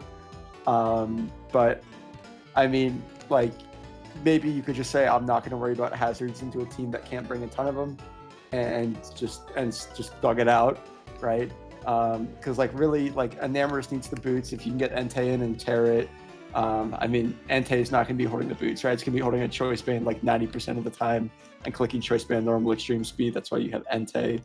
But yeah, I mean, very, very small weaknesses on what I think is a pretty good team. Appreciate it. Mm-hmm. Yep. No, I agree. I mean, granted, I don't think his hazard setting is that bad because you have spikes with Sandy Shocks, rocks with Mesprit, although I think that's basically it. Toxic spikes with That's yeah. so like But I Mesprit's great. agree. I'm a big Lake Spirit guy. I Yeah. think Mesprit is a great pick. Yeah, you want to tell us about your Lake Spirit? Yeah, I do. Yeah, this is my team, the 8th pick. I was really debating between Great Tusk and Darkrai for my first overround pick. Darkrai would handle my speed concerns really early on, but I thought it was decently likely I still had a good pick second round, so I went with Great Tusk, who I mean we talked about it a while ago, but it's got really good roll compression and that it can do a lot of things and it can do them pretty well. Then after that, I didn't end up picking up Zapdos. I picked up Rotom Wash, but I changed my mind and ended up getting Zapdos because I think it's a very good partner for Great Tusk. It's also a Pokemon that Great Tusk really hates to come up against. It performed really well for me last season, and looking back at my last season, one of the things I wish I had done more was bring Zapdos to more games and use it more. So I'm giving myself the opportunity to do that. Then I just grabbed Tinkaton because, it's round 4. You got to start grabbing fairies. I mean, Tinkaton's just a utility monster, right? Like, you have Knockoff, you have T-Wave, you have Encore, you have Stealth Rocks, and you have, like, you don't have a good attack stat, but you have such a monstrously powerful move in Gigaton Hammer that you can most of the time get just not, you can get away with not having to like invest much and still be a threat. It's a Terra Captain. It's not great, but I thought it was better than Quillfish and Ariados. So I solid. Ogerpon Wellspring was another Pokemon that I just had wanted to use, so I grabbed it. I wanted a physical breaker to sort of help out Great Tusk because I wasn't planning on taking another spinner. So I didn't want Great Tusk to have to like pull a bunch of double duty shifts, even though that's what it's really good at. So I grabbed Ogerpon Wellspring as a bit of a win con potential as a breaker. Also as a water absorbon because that rain team was getting really gross. Then I grabbed what in my opinion is the best Terra Captain on the board, Sinistra. It's super bulky. It's got a really great special attack stat. Heat Proof is a very solid ability, and it has a lot of like longevity tools, and it's also a spin blocker. It also has like utility outside of being a Terra Captain, but like with my other option being a Tinkaton, it'll probably Terra a lot. After that, I grabbed Quillfish. I wanted a bulkier water type. I wanted a grounded poison. I wanted a spike stacker. It fit the bill on all of those. Next up was Uxie. Lake Spirits I've used for like since You've used since season Gen 9 2. started. I don't know if I had one on season 1, but I've had one on my team for like 4 seasons in a row now, and I think they're neat. But similar to Tinkaton, they are just great utility mons. Levitate, rocks, status spread, U-turn, screens. Last 2 seasons I used Mesprit and Azelf. I don't think the team that I had when I had Uxie was busted, so I didn't really get to use Uxie, so I wanted to bring it. In hindsight, Mesprit would have been a good grab, so I could tear it alongside Sinistra, but it is what it is. I think setting up screens for like my Ogerpon or Darkrai to set up and get out of control is something people need to be thinking about, because we've seen before that if you position poorly around an Ogerpon and it gets like a Swords Dance Trailblaze, you lose. Or if you position wrongly to a Darkrai and it nasty plots and like hits Hypnosis or something or starts Calm Minding, you lose. So I think that is an option that I need to consider bringing and other people need to consider bringing. Then I grabbed Snorlax because I didn't have anything for ghost types outside of Darkrai, and I wanted to be able to maintain Darkrai as like a healthy cleaner at the end of the game, because there's a lot of good priority against on certain teams, so I wanted to be able to keep it healthy, so I grabbed a ghost immunity. It's also a fire resist thanks to Thick Fat, so that helps my fire issues a little bit. He's just a solid guy, right? And then I just had 3 points left, so I grabbed Ariados with webs, because now you have to think about what if I bring webs. Right? Oh, and That's Ariados really is really nice. He's a great Pokemon. I think he's shiced as well. So, he's got an interesting combination of traits. Yeah. Looking more critically at my draft, there might be something better I can be doing than Uxie and Snorlax. I think my team could use a bit better pivoting options. I have like Zapdos and Ogerpon Wellspring. Otherwise, like it's a bit difficult to get into something like Darkrai or an offensive Great Tusk. Other than that, my defensive pieces outside of Zapdos don't have a ton of like healing opportunity. Like I have Zapdos and Sinistra. Otherwise, like there's leftovers that there's only one of. Like Snorlax can like rest, I guess, but that's about it. And then Great Tusk is my only hazard removal, but I mean, like I don't think that's a super big concern for me, because like let's be honest, if Great Tusk can't remove the hazards, like I don't know what you wanted me to pick up that like fits on the team that could, right? Like I mean, like Defogger, it's the right, but like I don't know. I don't think defoggers are very good this generation. And like I mean, there's a reason that OU teams just run Great Tusk for their hazard removal, because it gets the job done. And I think it has no issues fitting Rapid Spin on defensive or offensive sets. So yeah, and then you have a really strong knockoff to punish the would-be spin blockers. Mm-hmm. Yeah, no, I think this is also a really solid team. The fact that you managed to get Great Tusk and Darkrai in the middle of the draft board is a little bit insane. Yeah.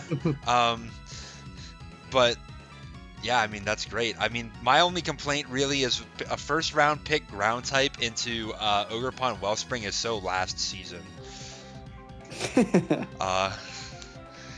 And also it makes it really scary when you're against something with freeze dry, but I digress.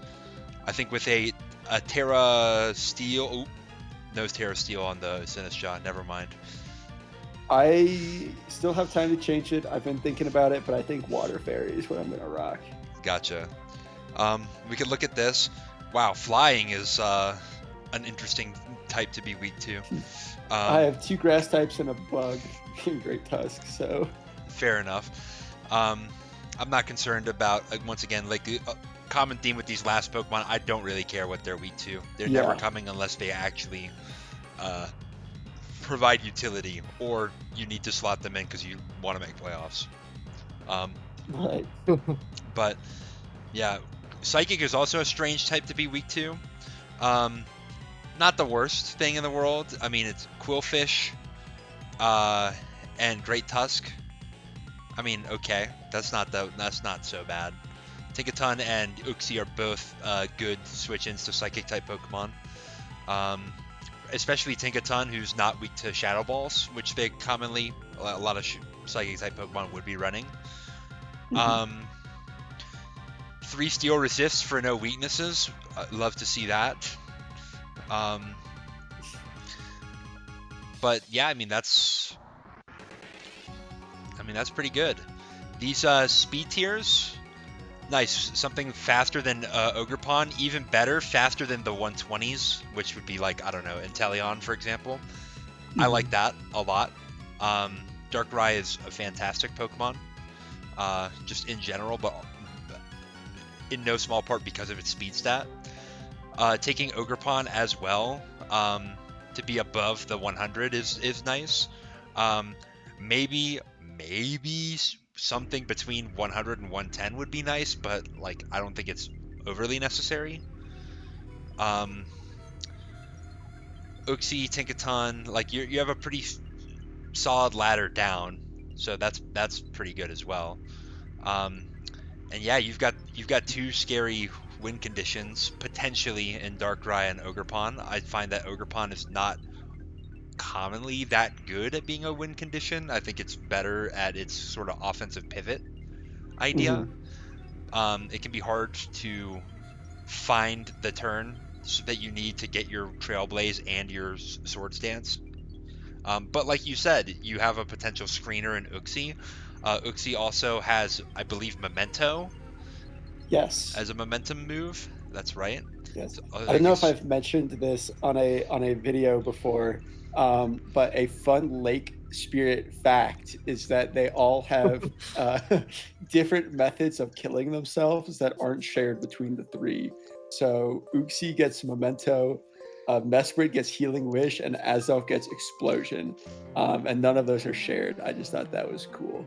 I have 2 healing wish mons. Oh fuck yeah! Let's go. I'm pretty sure the prep doc tells you you have Healing Wish. Did you look at that? Sometimes. Okay. Jeez. Wow, that was some interesting trivia. Which ones of them have Ice Beam? Uh, Mesprit. th- yeah. Just Mesprit? I don't believe Uxie gets it, and and Azov does not. Wow. I'll double check Uxie. They get weird like the flamethrower, ice beam, thunderbolt coverage is a bit like it's split between them, but I believe that ice beam is unique to Mesprit. I believe the other two get ice punch, which isn't Good. it's not really where you want to be, right? Yeah, I recall Uxie not having good coverage compared to the other two. And it's also the Which least it makes up for 130 bulk, right? right. I mean, Like it's the also least the least offensive too because of the 75s in attack and special Yeah. attack. But yeah, I recall Uxie being a little bit of a pain to get through defensively, but not being that scary offensively. Yeah. When I've played against it, the one time that it ever got drafted. The Lake Spirit's biggest proponent here. Till I die. All right, Codex King's team with the 9th pick. He takes Lando I. I mean, I think Lando I is a pretty good first pick, but I mean, not that I know anything about it. I think it's solid. It's I mean it's such a good wall breaker that with sheer force, life force boosted moves. Technically on this team it could be a sand force abuser with sand spit. The 101 speed without rock polish sort of it's the Chi Yu effect where like you're not gonna you're just gonna use it to break. Like if you're gonna win a game with it, it's because it's not a scarf. Right. But I mean, yeah, it's powerful. It does a fuck ton of damage. As you showed, you can do some cool things. Yeah, of course. I like that it can go physical or special. I mean, primarily it's going to want to go special and take advantage of the strong sheer force boosted, life orb boosted moves. But physical with sand force is also an option, and that's pretty scary. Iron Boulder to go with the Lando. I mean, you definitely want to take something fast to go with your Lando, and Iron Boulder for how many points is it now? 16? 16. I think that's reasonable. I mean, it's good speed control for 16 points. It threatens the flying types that are immune to Lando's ground stab. Lando could switch into lower That's- ground moves, potentially. Lando's a good wall breaker to enable a late game Iron Boulder sweep. I think the pairing makes sense. You just got to make sure you shore up a water weakness, right? Yeah, that's right. Cobalion next. I think there were, for a third round pick, I think there's stronger things on the board. I don't hate it, though. I like Cobalion as a Pokemon. I'm just like, to pick it third round, you have to like see something, right? Like you have to have the vision, and I don't have the vision of what, like, how does Cobalion complete the Lando Iron Boulder like core? I think in my mind, the way I'm seeing it is you have Iron Boulder who's weak to priority, and Cobalion resists that maybe because he resists Dark type moves, he resists Bug type moves, which Iron Boulder struggles with. So if he's coming up against like a low kicks or something that has like Sucker Punch that's really potent with it, especially Cobalion, and he gets his Justified boost while also resisting that priority that Iron Boulder is frustrated with. I mean, That's my thought. Maybe. I don't think that that's incorrect, but I'm not sure if like priority is not. I don't see Cobalion as like a priority check. I mean, being Steel weak to both Vacuum Wave and Mach Punch is not. Yeah, but what's ideal. running Vacuum and Mach Punch besides like Iron Valiant and Keldeo? Lucario, Conkeldurr. I Oh don't think yeah. Conkeldurr Well, was drafted. nobody drafted Lucario, I thought. Oh, nobody drafted Lucario this time? That was a mistake. I don't think so. In fact, Somebody speaking of Steel moved fighting it. types, Yeah. low-key, Lucario might have been a pick here instead of Cobalion. Lucario was not drafted in the Rocks division. That's interesting.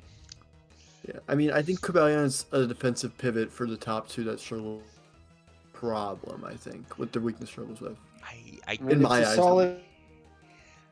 Like again, I think guess. Cobalion's good. I just don't see the vision third. Yeah. I'd love to see, like, I don't know what it is because I haven't looked much at the core, but there's surely something that Oh. fits here really well. And like Cobalion's not going third round if we can be honest with ourselves, right? Right. No. Like, you I could mean, have I grabbed think if you were- Cobalion later. If you were taking, I mean, I don't want to get hung up on Cobalion here, but like if you're gonna take a defensive Pokemon to go with Landorus and Iron Boulder, why would you want to double up on the ground weakness of Iron Boulder? I mean, I think you could have picked something that was at least neutral to the things that are key weaknesses for Lando and Boulder. Those being like ice and water and Yeah, so maybe like a bulky ground. water type here. Yeah, like a bulky water would have been great. I would think. Speaking of bulky waters, fourth round. Don't say that. He's not Don't say bossy. Come on. speaking of bulky waters and then talk about Tatsukiri. It's just fake advertising. It's got Storm Drain. It's a spinner. It is a spinner. Can we talk about this the- actually? So you take a spinner fourth round, you think you're probably fine, right? You know, you can get a decent spinner in the fourth round. But this spinner is Tatsugiri, and you don't have another spinner on this team. I know. Like, I But- get it that I think we mentioned it earlier, but there was a player whose first 4 picks. What the fuck?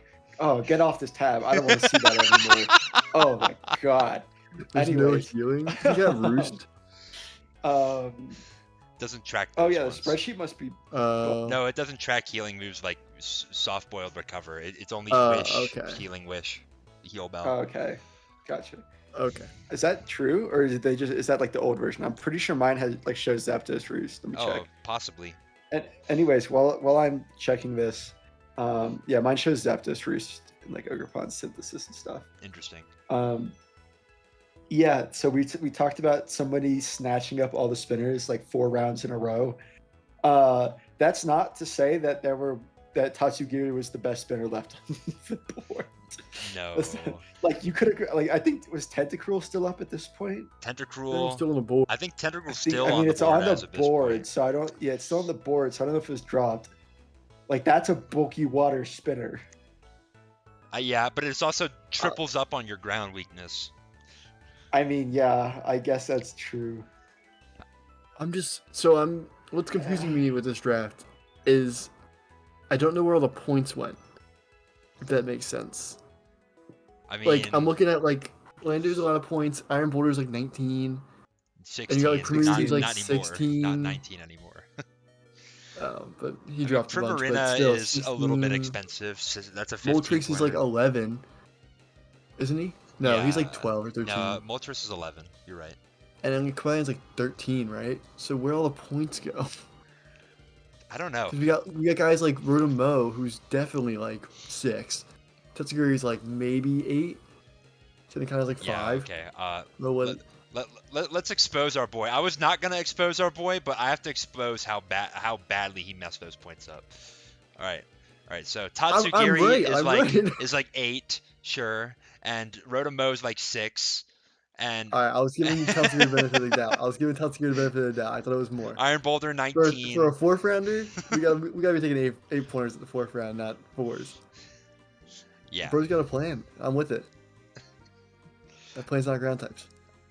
I don't. Yeah. Let's So move past Tatsugiri. Rotomo is the important ground immunity that you need. Mm-hmm. Compared with Moltres, I think actually both of those work decently well together.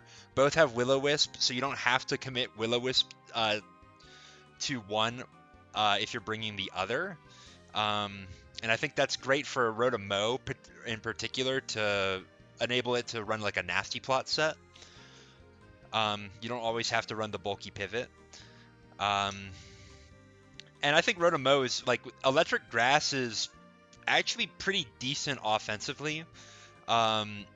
There's no water type that really handles you except for like a dragon water type like Tatsugiri.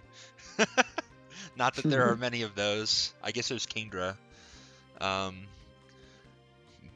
But yeah, I like this pick. And Moltres Yeah, as well. it makes sense. Moltres is good in that I don't think it's gonna have competition for the boots on this team. But dear Lord, is it going to be holding for those boots for dear life? Because otherwise, you're relying on Tetsugiri to spin those hazards off, right? Oh, for so, sure. like, if you're the Pokemon you're expecting to check with Moltres knocks you at some point, it's so dire. Like, even if you get the Flame Body, Molt is like useless for the rest of the game if they can get rocks, right? That's true. I think a strong game plan against this team is going to be set up the rocks and then with a P-pad Just P-pad Pokemon knock the Moltres. Whatever you're going to lure But that's it where in the with. Cobalion comes in. Oh, I think we cracked the code, fellas. Yeah. Muck and Primarina form a pretty interesting specially defensive core. Yeah, I mean, I like Muck, Primarina, Moltres. Like those are some big fat bitches right there, right? Oh yeah, Big fat bitches. and yeah, I love like so Primarina. What's it scared of? It's like primarily like poison and grass types, and Muck handles both of those. Moltres handles the grass types as well. Granted, I guess Primarina and Moltres share their Electric weakness. but that's okay because you have 2 ground types. And you also have Rotom-Mow. You have Rotom-Mow, which is a 1 times a 2 times resist. Sorry, you know what I meant. 4 times. Quad. Yeah. Meloetta as not a Terra Captain, I don't see it personally. Likewise. I think the reason why you take Meloetta is you need a decent budget Terra Captain, and with its special defense and access to Calm Mind, I believe it gets Calm Mind anyway. Yes, if it it does. That would be Burger Flipper, but No, it does. It's a good like bulky Calm Mind, or you could break with like Terra Normal Boom Burst or not Boom Burst. Hyper Voice. Terra Psychics. Yes. Yeah, Hyper Voice. Thank you. Yeah, and then Serene Grace as well. Like again, it's like an ability you cannot complain about having. Like Mhm. getting that double chance for a Shadow Ball or a Psychic to drop special defense.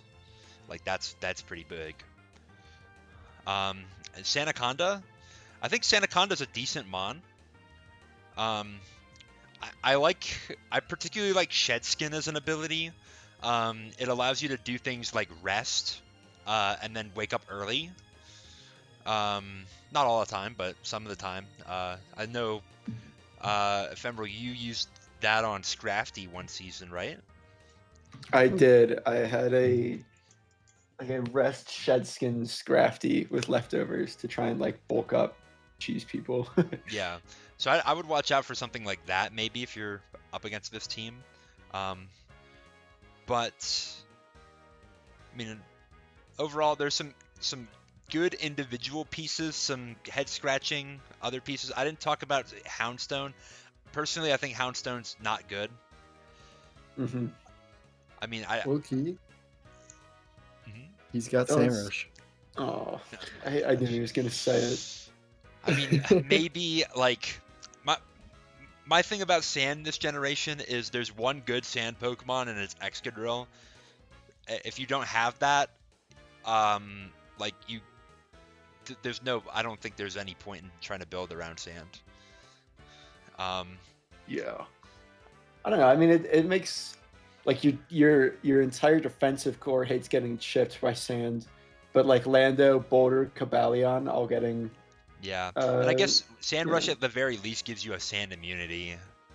hmm So maybe we have like a still like a defensive Houndstone, Will-O-Wisp type thing, just with Sand Rush. Um, Although I would think Fluffy would just be better. Yeah, probably. How Um, many points is Tatsugiri? Can you just drop Tatsugiri and Meloetta and get like a real spinner or something if you're not gonna tear it? that's Uh, that would be my suggestion maybe. If you have so you would get 13 points. That's plenty of points for something like a Tentacruel, or I don't know if Donphan is still on the board. I don't know if you want Donphan with this team. Donphan's gone. Um, I mean, yeah, Tentacruel's probably the best spinner still on the yeah, board. is There's a couple of actually defoggers, is but Mandibuzz on the board? um, I thought no, it's gone. Okay, I'm pretty sure Malfoy has it. that actually would have been a really good mon for this team. You know, the overcoat if you're gonna run sand at all. Overcoat to make you immune. But in any case, uh, that's what we've got. The Terras in question. I think Rotom-Moe's a good Terra captain, but I don't understand these types. Levitate. That's all it is. I mean, I guess. I do get that, but I thought where Rotom-Moe's utility would lie, and that is that you have you, electric grass, and then you want to pick like one more type, and then you have great coverage with like easy to use Right. stabs. So I was thinking like fire could be a good one, Mm-hmm. but I mean I guess I understand steel because you're gonna ditch your poison weakness. You're going to uh, not be worried about ground types because of levitate. But then like poison on top of that, I think this is a little bit like too much. I think Yeah. you're getting the same thing out of these, in my opinion. I know that it's Mm-hmm. not they're not one to one the same type, but like you know, Like if you wanted, I guess you have a poison type immune to psychic and a poison type immune to ground, but I don't know. yeah, I, I don't get it. I would switch one of these for an offensive Terra type. Mm-hmm. I mean, How many granted, points is Rotom-Moe? Can't you just do Rotom-Moe, Meloetta, Terra? I don't know why we need that Tatsugiri yeah, Sandaconda Terra. that's what I'm thinking as well. But maybe like so, and then I'm interrogating the Tatsugiri and the Sandaconda to see how good like you need one of them to be a Terra captain. And Tatsugiri, okay, Storm Drain plus Terra Ground, Terra Fire. I see that, but like, I don't. What are you getting out of this? Like, I guess 120 is not a bad special attack stat, but like, Why Terra Water and not Terra Dragon? I don't know. That's a good question. I would think Terra Dragon, Draco Meteor would be the play. Yeah. Um, so a little bit. I I mean, I see why again with these defensively, but I don't know how much offensive utility are you going to get out of Tatsugiri going into these types? I don't know. Maybe there's a steel type somewhere that's dreading the Tatsugiri matchup. Yeah. Um, I'd be happy to see this team surprise me. I think it could, but I just don't see the whole picture coming together. right. That's what I Sanaconda, think. I like these two types. The ghost and the ground. Fairy, I mean, I get that Fairy's a good type, just neutral defensive, but like, don't you want something that would help you out a little bit more as a ground type, switching your type? It's time for big coil Sandaconda. Yeah. I don't know. I was thinking maybe like water. I guess you retain your grass weakness, but you would ditch your water and your ice weakness. But I don't know. Different strokes for different folks, I guess. In any case, let's take a look at these type matchups just to see what's going on. Um, what I noticed is that there's a pretty decent ice weakness. You have good resists, and two of your three ice weaknesses are Terra Captains, so they could Terra out of it in theory. So I guess that's okay. We're a little bit feast or famine against the ground types. I think that's probably fine. Water type is going to be an issue, I think. Unless you have Storm Drain Tatsugiri. I mean, I guess. But if it goes down, yeah, I mean you've wrote him out Prim, but Yeah, those are pretty good as well. Yeah, there's a lot of like concentration around certain types, as we could see here, which is, I don't know. I mean, sometimes that's not as bad as it kind of looks. Like if yeah, there's a cohesive the unit speed here, tiers look then good as well. yeah, let's scroll over to that. Yeah, Um, I mean, that's good. yeah, You I have think it's just whether or not this team's gonna like get shipped down by hazards and lose, or if it. I mean, like there's a lot of like solid bulk with a good breaker and a good sweeper, right? yeah. I don't know. Primarino's a decent I win con as well. I think I it think could he's work. okay. Yeah, I think it's gonna take a bit of effort to get over the finish line a lot of the time, but I like it's not a team that's incapable of doing it. Is what I'm seeing. yeah.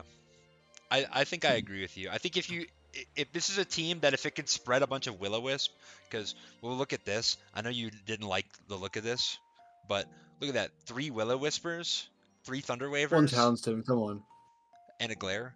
I mean, one's Houndstone, okay, but like Houndstone is like pretty bulky.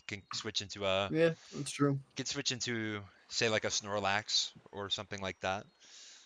Um, I think you have good status here. I think um, you have decent momentum. Can help you to get into your Iron Boulder.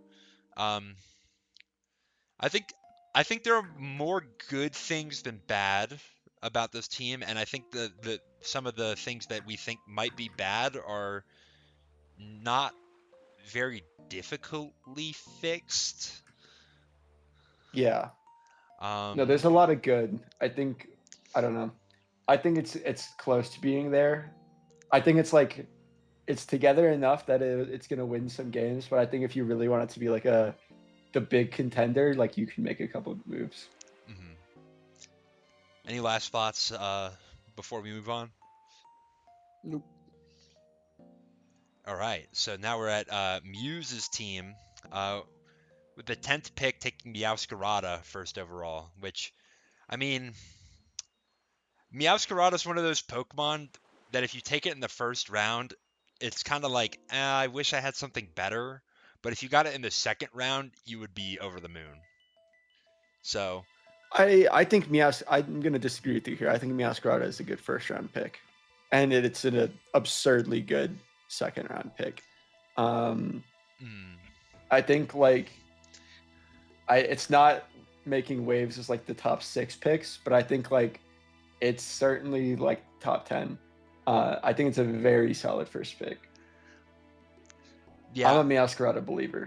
I mean, I think in my mind, when I'm looking at a first pick, I think I usually want to take a breaker, because I think, Meowscarada might be the best like over 120 Pokemon, like between that and Darkrai.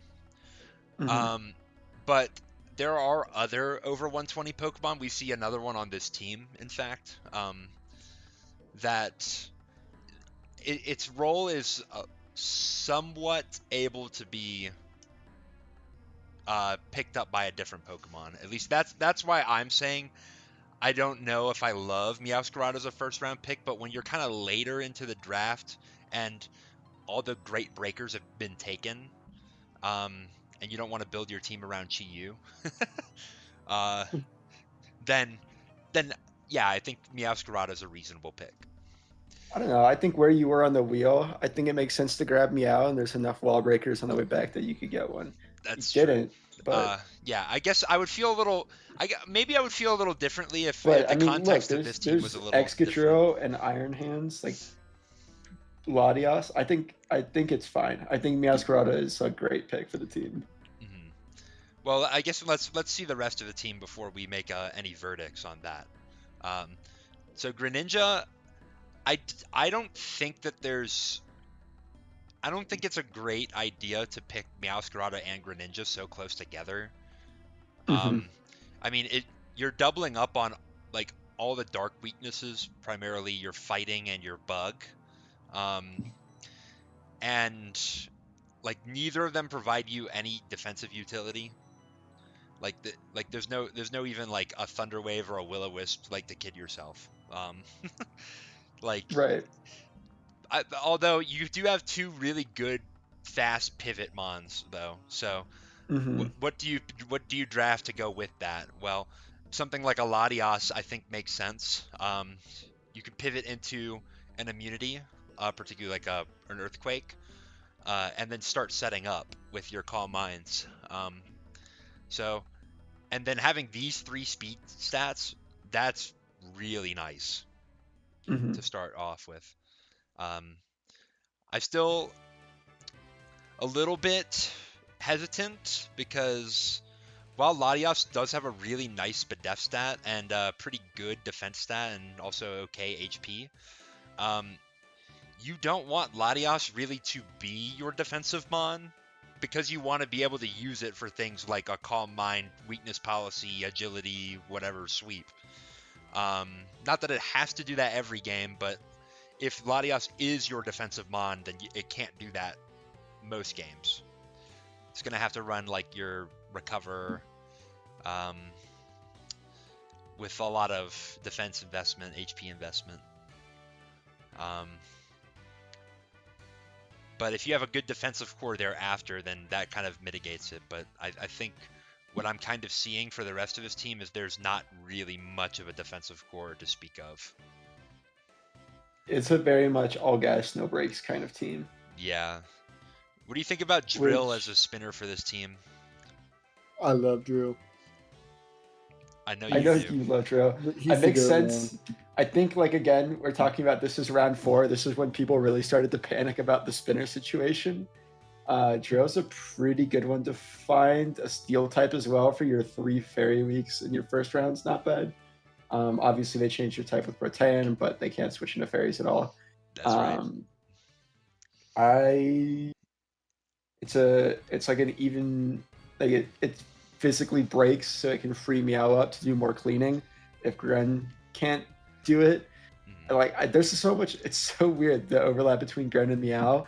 I'm just waiting to see it in practice whether or not this like is super overloading and overbearing to like their check like sort of similar checks, or if it's just like they just step on each other's toes and neither one of them can get a lot done. Yeah, I guess Um, I guess that's a good point, right? Because we're talking about these two like they can't coexist together, but like because they do similar things. But like if you're up against a team that only has like 1 or 2 mons that can handle these types of like your Meowscarada, your Greninja, and you get rid of those, well then that team's completely blown up by this. Right.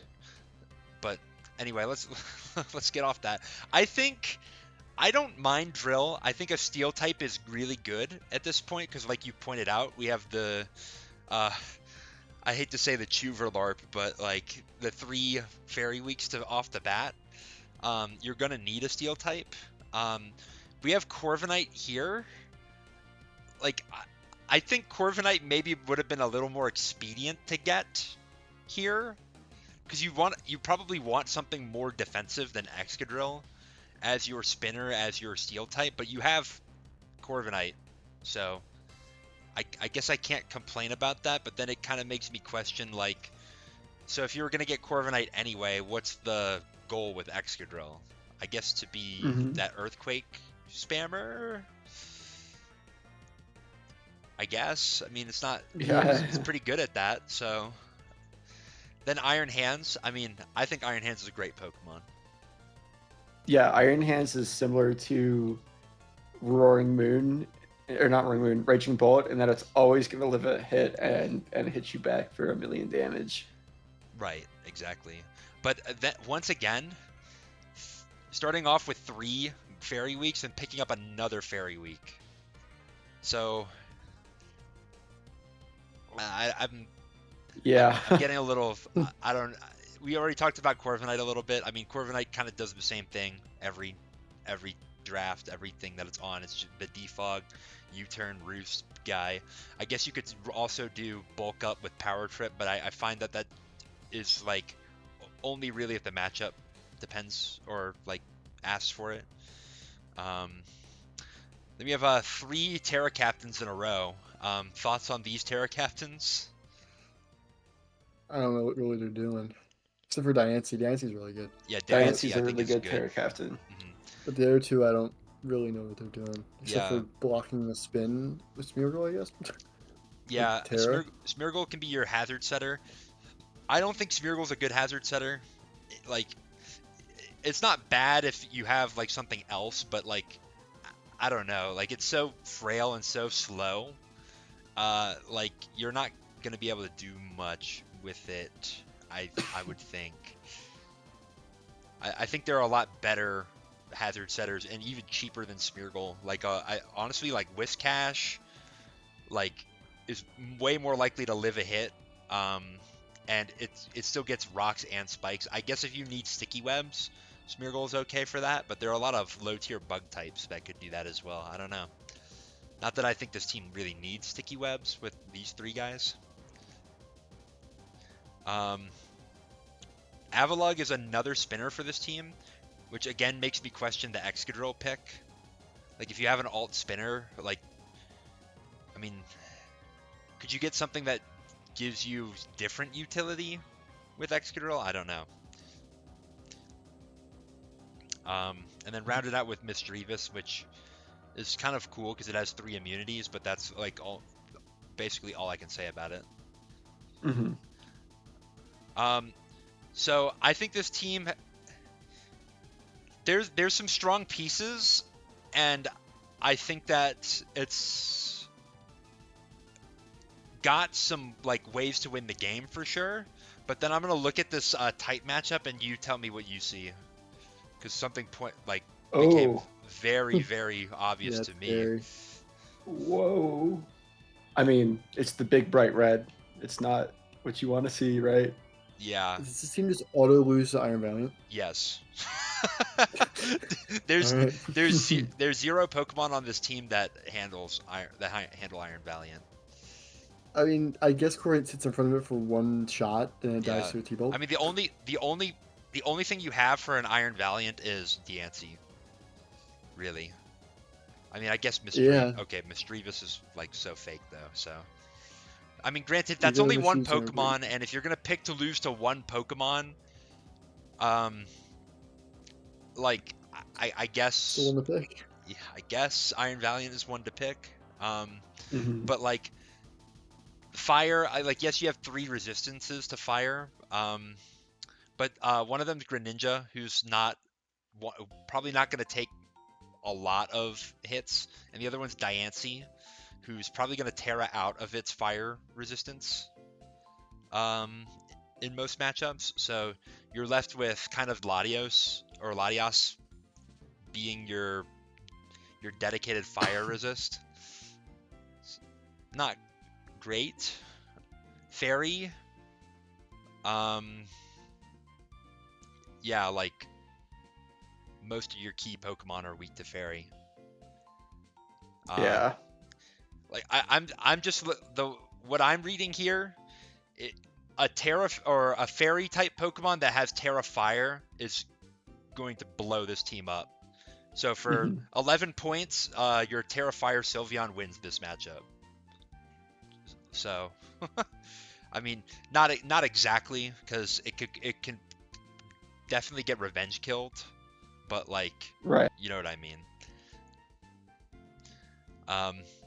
So no, I like this is a huge problem in my mind.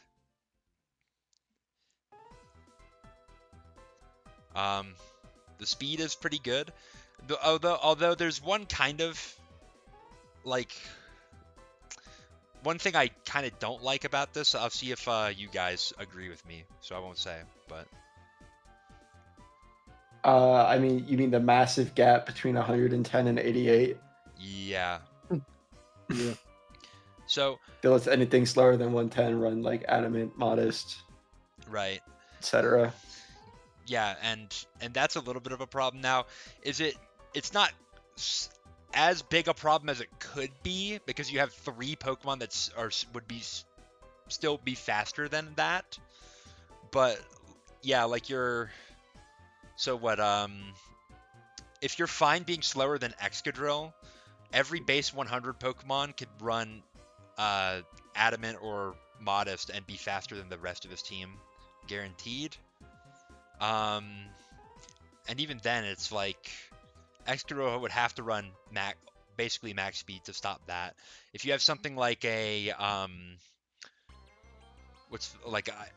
Garchomp? Does Garchomp hit 302 without a speed boosting nature? I'm not sure.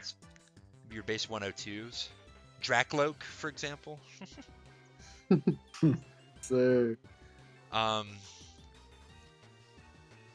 I'm not sure exactly. It's like that. It's in that base 102 to 104 area where you don't have to run the speed boosting nature anymore. So that's a bit of a concern, I would think. A lot of, and with a team that has basically no good defensive Pokemon to switch into except like Corviknight and Diancie, like that's going to be a problem, I think. Right. I think there's something to be said that maybe some gaming can occur if you always get the right the right turn to pivot, the right turn to click your big damage, like your Flower Trick or your Hydro Pump or your Mist Ball, then you're in a good spot. But once you get one of those turns wrong, the game might snowball out of control for you. Right. Yeah. Take a look at these. Yeah, moves real quick. It is very, very much. You need to get your plays right. And very. You need to keep the momentum churning, right? Yeah, very light on the status is what I'm noting as well. Yeah, there's a little bit of utility that could be used on this team, a little bit of defense that could be done. Yeah, I don't know. Yeah. Any last thoughts? Nope. All right, we have Jessu's team, and yeah, I'm just gonna keep it brief on this one. I think this is not a good team. I see the vision. You have Hatterene to start as a first round pick, which I think is not a good first round pick. I think there are a lot of other Pokemon that you could take before Hatterene. I know Hatterene is one of your better Trick Room mons, and that's what this team is intending to do. But there's so many other mons that get Trick Room that if Hatterene gets sniped, you are okay. You can get your Slowbro, you can get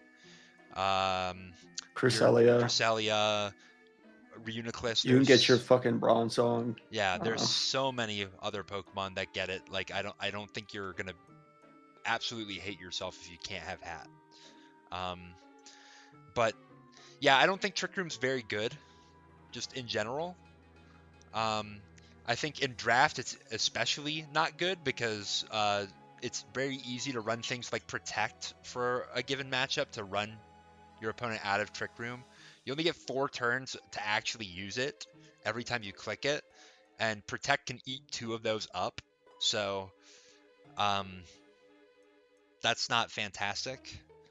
And then I'm just not seeing I'm not seeing very many good win cons here. Like Ursaluna and King Gambit, and to a lesser extent, Skeledirge can set up and win a game, but they all have pretty exploitable flaws, namely their speed, which is not going to be completely remedied by Trick Room, in my opinion.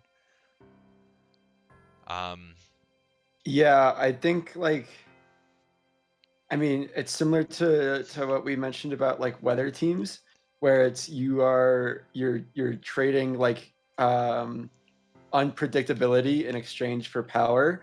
I think Trick Room is a way like lesser version of that, right? You're not getting as much power, even though you're still as predictable and you're worse outside of your mode, right?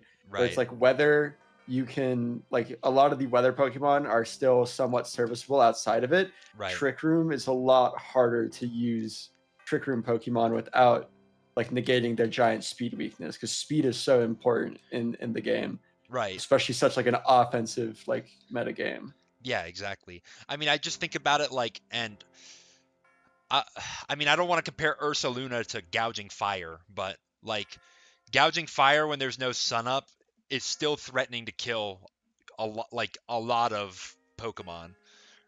Mm-hmm. Ursaluna, yes, it has a huge attack stat, and yes, with Guts it's even bigger, Yeah, but Ursaluna without Trick Room is threatening to kill one Pokemon. yeah, exactly. Like it's so easily revenge killed. Whereas, like a gouging fire, if it gets a dragon dance, like it's arguably just as scary as if sun was up.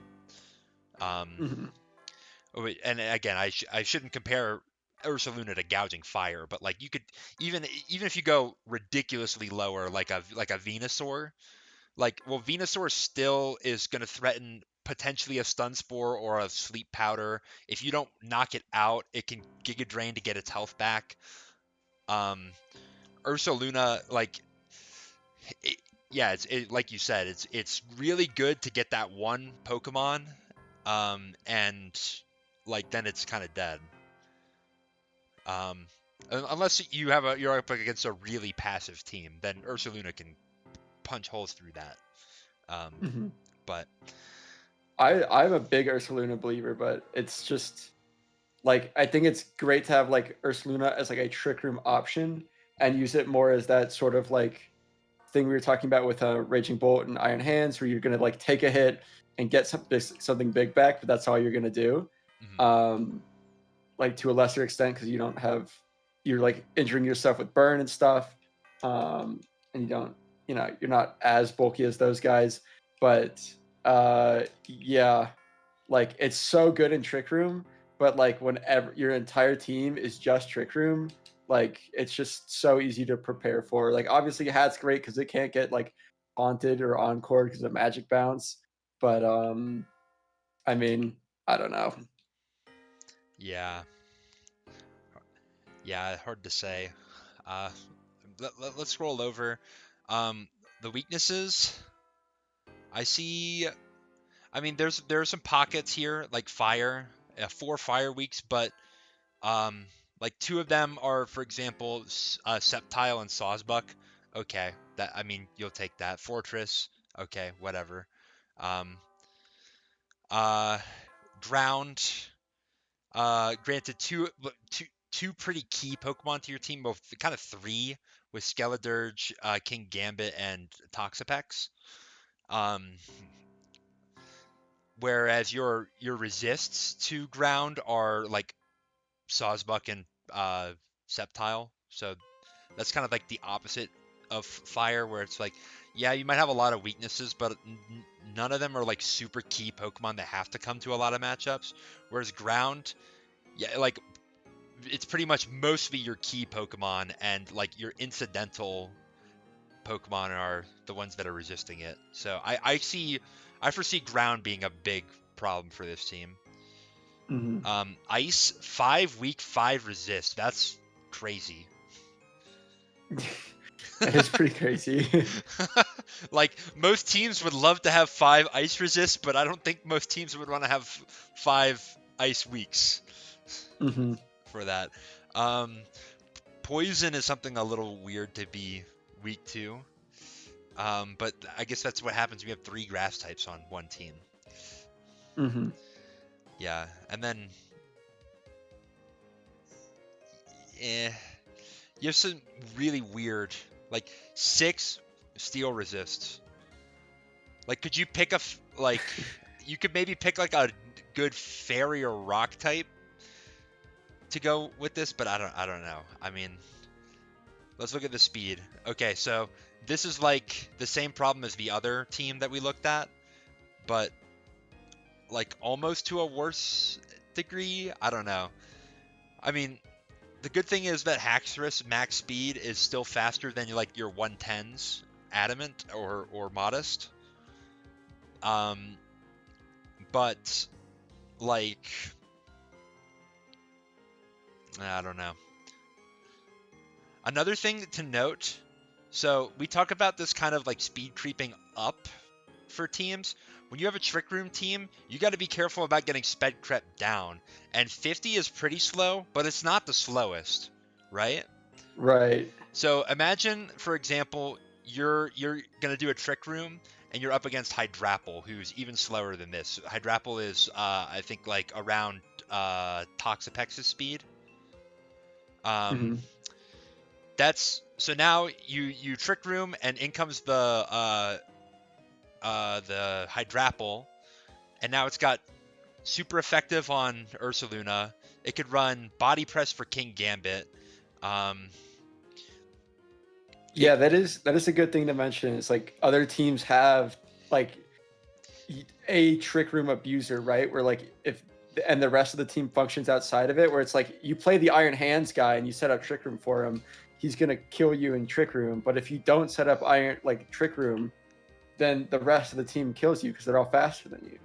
Right, exactly. So like exactly, and this is another reason why I think Trick Room is not very good in draft, is that your opponent oftentimes has at least one Pokemon on their team that can abuse Trick Room just as hard as your Pokemon, but they don't have to commit their entire team to that play style. So right. During the Trick Room, if they're not stalling you out, they might be using it to beat you. And then when the Trick Room's over, sack off this slow Pokemon and win with your faster Pokemon. Yeah, and you're gonna struggle again with like the same thing that we talked about with running the plus attack and plus special attack natures. These are the only 4 Pokemon that I'm ever looking at to try to outspeed on this team. Everything else, I just assume I'm gonna be faster than. Right, and to be honest, the only one I'm ever looking at speeding on that list is Haxorus. Like, yeah, exactly. Jolteon's 130. I'm never outspeeding that. Sceptile and Sawsbuck, I just frankly don't care about. Right, exactly. And like Jolteon, this is another example of like why a dog on Electrode. Jolteon is not to the same degree, but Jolteon is not extremely powerful either, and it doesn't have great. It does not have great coverage. Now you fix that a little bit with Terra, having Terra Ice. That's pretty good, but like if you can have something that doesn't fold to a base 110 electric ice combo, which I mean that sounds really good, but it's in practice not as scary as it is in theory. like you don't really care about like having something to outspeed Jolteon. Um, like take for example your team, like a Snorlax, like that's Mhm. okay. You don't care about Jolteon. Right. Um, so and then Sceptile, same thing. It's like, I mean, it's got okay stats, but not great. 105 special attack, like kind of same shtick as Jolteon. Um, so yeah, I agree with you. Haxorus is the only like scary fast mon on this team, and Yeah, 97 I is mean, not fast. like Jolteon is definitely like a good, in my opinion, a good fast mon, but it's like it's 130. No one cares about outspeeding Jolteon anyways, right? So it's you're only like thinking about Haxorus for the rest of the team, which means everything else gets to run Right. like Yeah. super bulky or super offensive. Yeah. I guess I should clarify a little bit more what I mean on that. Because again, I don't think Jolteon's a bad Pokemon, but like compare it to something like maybe even a little slower, like a Weavile. Weavile, Right. it's it's too fast for most Pokemon to outspeed, and it's got really strong like knockoff and triple axle that are a little bit hard to switch into. Whereas Jolteon, I feel like is because its coverage is so limited and it's reliant on Terra to get its coverage. That's why I'm not as worried about like having to switch into Jolteon. I hope that made sense. But yeah, no, I mean, I'm just not gonna sugarcoat it. I think this is a bad team. Like, sorry to say, Yeah, but I think Trick Room is not going to work against people who know what they're doing. yeah. But if there's someone in this league who doesn't know what they're doing, they're screwed, right? So I mean, yeah, I guess just if you're gonna play this team, you have to know how to play in the Trick Room, and you'll be fine. But yeah. Don't be giving a bunch of free turns like. And this is a reason why Trick Room is not comparable to Weather. There's no Pokemon that switches onto the field and automatically gets Trick Room up for you. Somebody has to right, click the button, which is a free turn for the opponent. So you yeah, take that to your advantage if you're playing against a team like this. So next team, Rillaboom first pick. I mean, I feel somewhat similarly about Rillaboom as I do to like Meowscarada, where as a first pick, like I think that there's better, but like if you got this as a second pick, I don't think you're complaining. And like it gives you a lot of good things like Grassy Surge, and that enables you to draft like maybe a few ground weak Pokemon without necessarily having to have a hell of a lot of immunities. Um, it allows you to have a really strong priority and Grassy Glide, one of the strongest priority moves in the game. Um, so, I mean, I think Rillaboom is a decent Pokemon to build around. hmm Now, taking Hawlucha second, um, I don't know.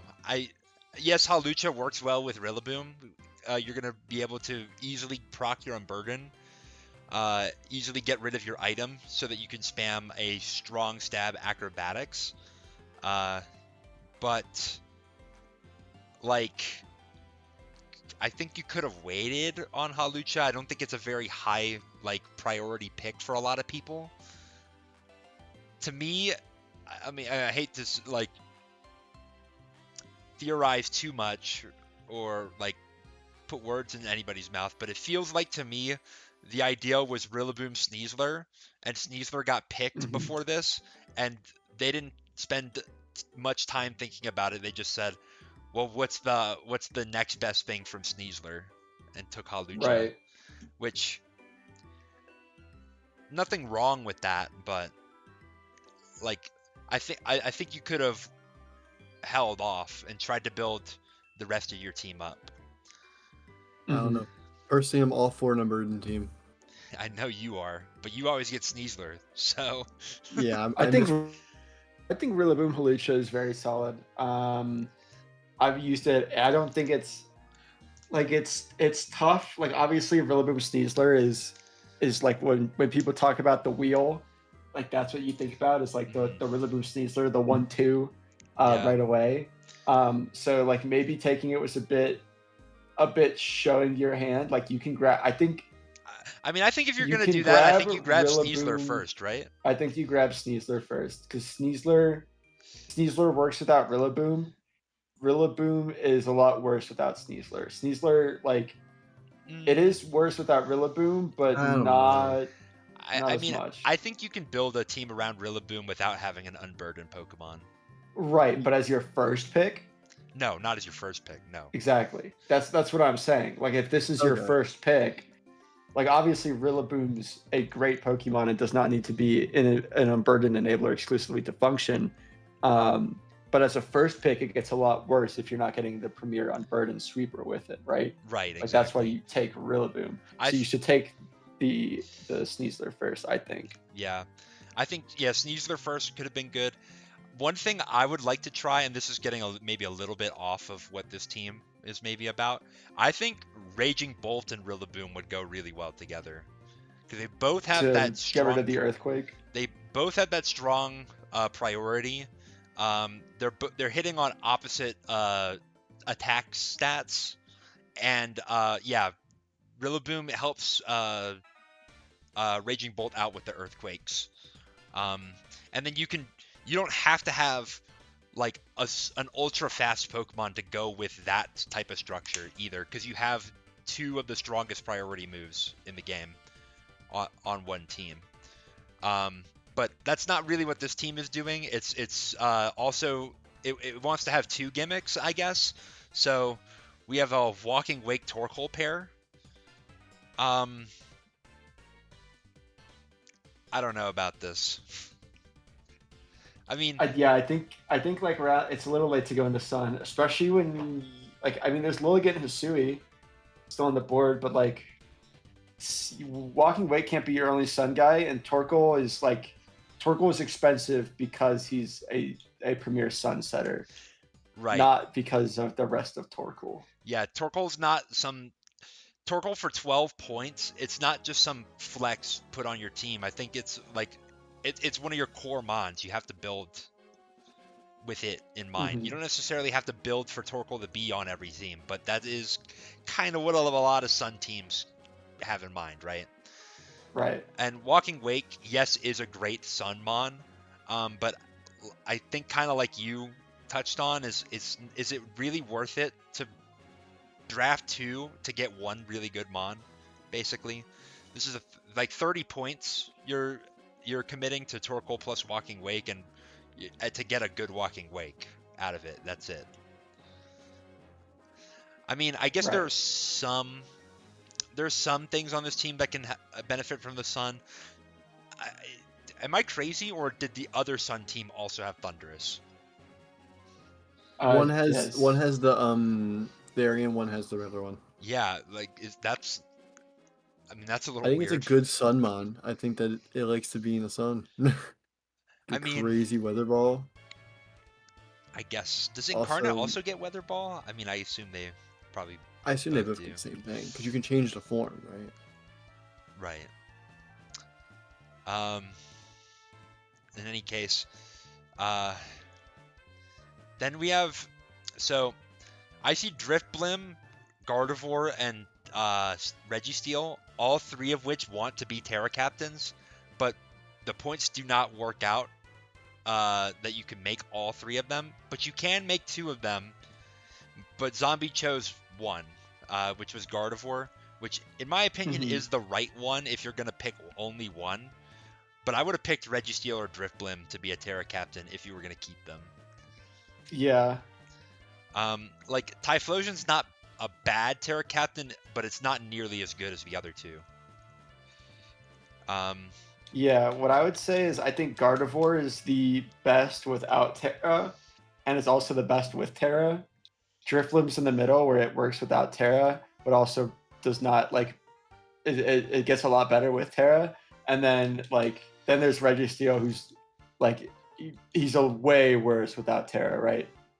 Like I think being Yeah. able to shed the steel typing is pretty important to Registeel's like utility for its point value. Um, but I don't know. Maybe I'm wrong. Yeah. I mean, not to say that Mono Steel's a bad type, right? But being able to shed it at Right. any time is really valuable. Yeah. And as Jeff knows, it's, Huh? when you get up to +6 Terra fighting, the body press hurts. When did Uh, I learn that? did you not learn that last season? I don't remember. Oh, it's Registeel? Yes. Oh, yeah. Yeah. I I don't was like, I remember. hope you learned it last season. Otherwise, you learn it I'm gonna again learn this again. one. Well, maybe not, Yeah, but that's true. yeah. I mean, the rest of this team, like, I don't know. Like, it seems like a team that had like 3 different visions and then just try to put them together, and I don't think the whole is greater than the sum of the parts. Hmm. Yeah, I Um, mean, I think that just by looking at it, you have to prep for Sun, and you have to prep for Unburden, which is annoying in a sense, but if you are able to get past that, I think it's gonna fall flat once you get into the game, yeah. for him at least. Right, but when you prep for Sun, you only have to prep for Walking Wake Sun, and when you prep for Unburden, Yeah, you only are prepping for Halucha, right? Like that's Right. true. Or I guess if Drift your Blim, Sun is like, but Whoa, Driftblim. oh yeah, yeah, but that's the thing as well. Is like with an Unburdened type team in an item clause format, do you want to have 2 Unburdened Pokemon? Like they're both gonna they're both competing for this, like, in theory should be low competition item in the Grassy Seed. hmm Yeah, you're not wrong. So I don't know. I mean, there are definitely other ways to get Unburdened proc on both of these Pokemon, but I yeah, that I don't think it's as scary to have 2 Unburdened Pokemon as it is to have just one really solid one necessarily. is Halucha the only removal? No, Drifblim and Driftblim, Torkoal. yeah, Torkoal, and Delibird. This team has 4 spinners. Which, I mean, kind of head scratching why Delibird, but I guess if you have 1 point, I don't know. I guess I just looked over and saw 8 grass resists.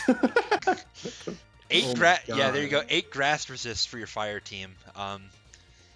Guess you don't really want to have water types, but Wow. other than Walking Wake. But I digress. I mean, 5 ice weeks is always a feels bad, man. And when your resists are Torkoal, Registeel, and Typhlosion, this just seems like Kyurem 10 O's, 11 O's the team. Yeah. Because you don't like Yeah. ice ground coverage hits literally everything. Bring Like, out the Mamoswine. yeah, yeah. There you go. If you're up against this team and you're struggling, just pick Mamoswine. Like there's no switch in. Granted, not to say that Mamoswine is going to sweep, because it's there are what 7 Pokemon that are speed tire or are faster than it, but Trickery Mamoswine.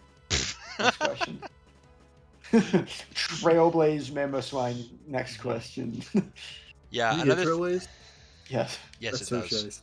shitty. 2 Ghost weeks, 1 Resist, everything else neutral. I mean, a strong Ghost type Pokemon might match up really well into this. Granted, we banned 2 of the strongest ones already, so Mhm. I don't know what the next strongest one would be. Annihilate, I guess. Goldango. Goldengo, Yeah. Annihilate, maybe like a Terra Mismagius. I don't know. Another thing I That's see, look at how many rock weeks there are on this team. That's a lot. And the resists are, I mean, Crook is okay. Registeel's pretty good as a resist, but Ooh, I do not want to be this team trying to figure out who's gonna wear the boots. I mean, it's going to be whichever one of your guys is removing hazards, I assume. Maybe. Yeah, I don't Because know. all your hazard removers weak to rocks? Uh, yes, all 4 of them. That's so funny. Jeez, you find four spinners and they're all weak to rocks. Yeah. Yeah, the speed tiers are pretty good though. And then like Mhm. knowing that Walking Wake and Halucho have very easy ways to get even faster, I think you're pretty good. Halucha's got a really nice speed stat because you can afford to run Adamant and still be faster than like your base 100s, for example.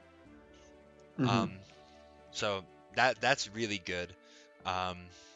Rillaboom also very helpful for speed control because of Grassy Glide. Yep.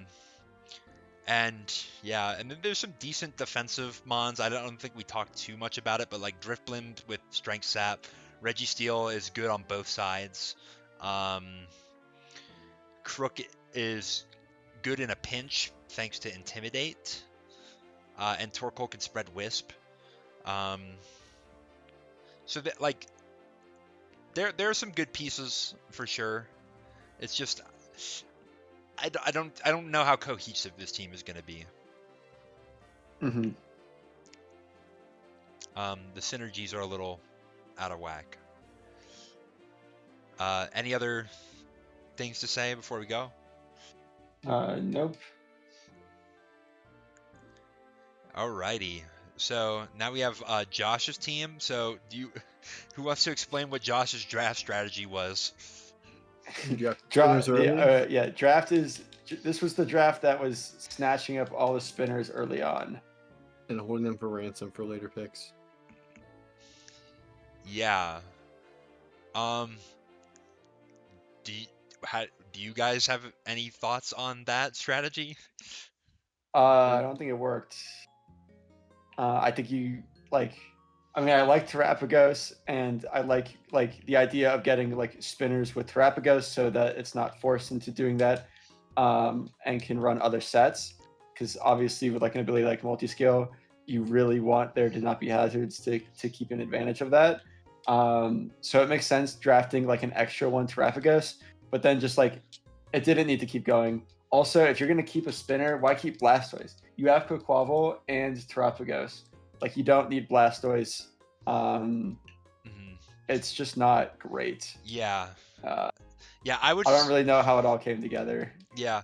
So I think at some point this team was Terapagos, Iron Treads, Quaquaval, Blastoise, Volcarona, Weavile, and I was afraid that this guy was going to say, I have 4 spinners, now I can get all the Rock Weak Pokemon.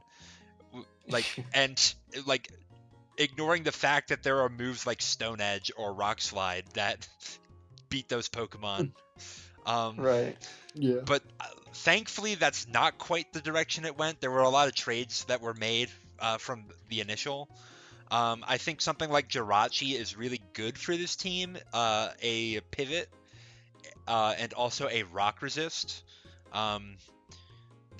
Those are 2 traits that I think this team was needing, and it kind of still needs with Chi-Yu and Tornadus T being the 2 premier Pokemon of the whole draft. Mm-hmm. But like I think I agree with you. Like keeping Blastoise as the 3rd spinner, like I don't see it unless you really want a Terra Blastoise. But in my mind, like I think Quaquaval like does like it, it stole his whole flow.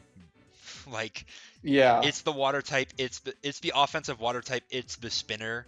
It does not need to shell smash to see like good use.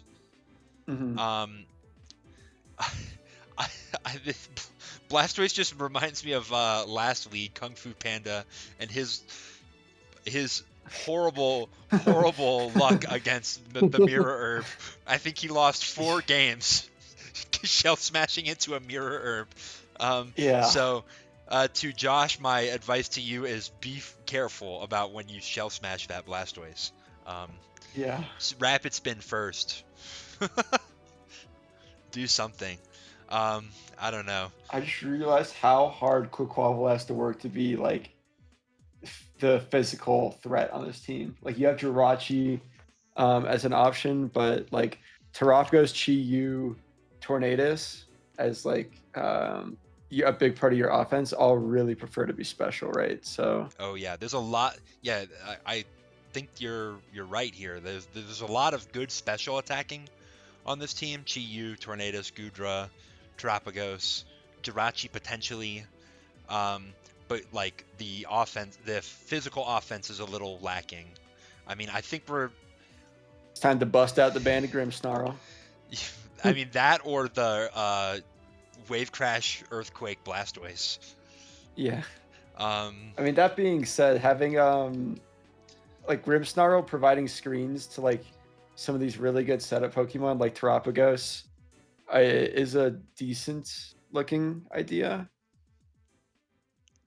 right? yeah. I mean, like, yeah, Grimm's screens plus setup sweepers is never bad. Right. And Grimmsnarl is probably one of the best screen setters because you can get your dual screens and then you can parting shot to further increase your survivability on whomever you're going to. Like Mm-hmm. that, like, I mean, Blastoise, you're again running the risk of running up into something with a Mirror Herb and counter sweeping you. But like like a Calm Mind Jirachi, Right. that could be really good. Bulk up An Aqua Stab Quaquaval, Quaquaval. Yeah. yeah. Um, I think there's some good stuff here. I do like Chi-Yu plus Tornadus T. I know both of them are weak to rock, but like the big problem with Chi-Yu is the speed. Like you're not quite fast enough to get past everything, but Tornadus T like almost is. Like 121 is that's what Garchomp used to be in Gen 4. This is Right. this is the new Garchomp, guys. But I kind of digress. Let's. I mean, I'm not talking about Alolan Dugtrio or Hattrem, but let's see what the weaknesses are looking like.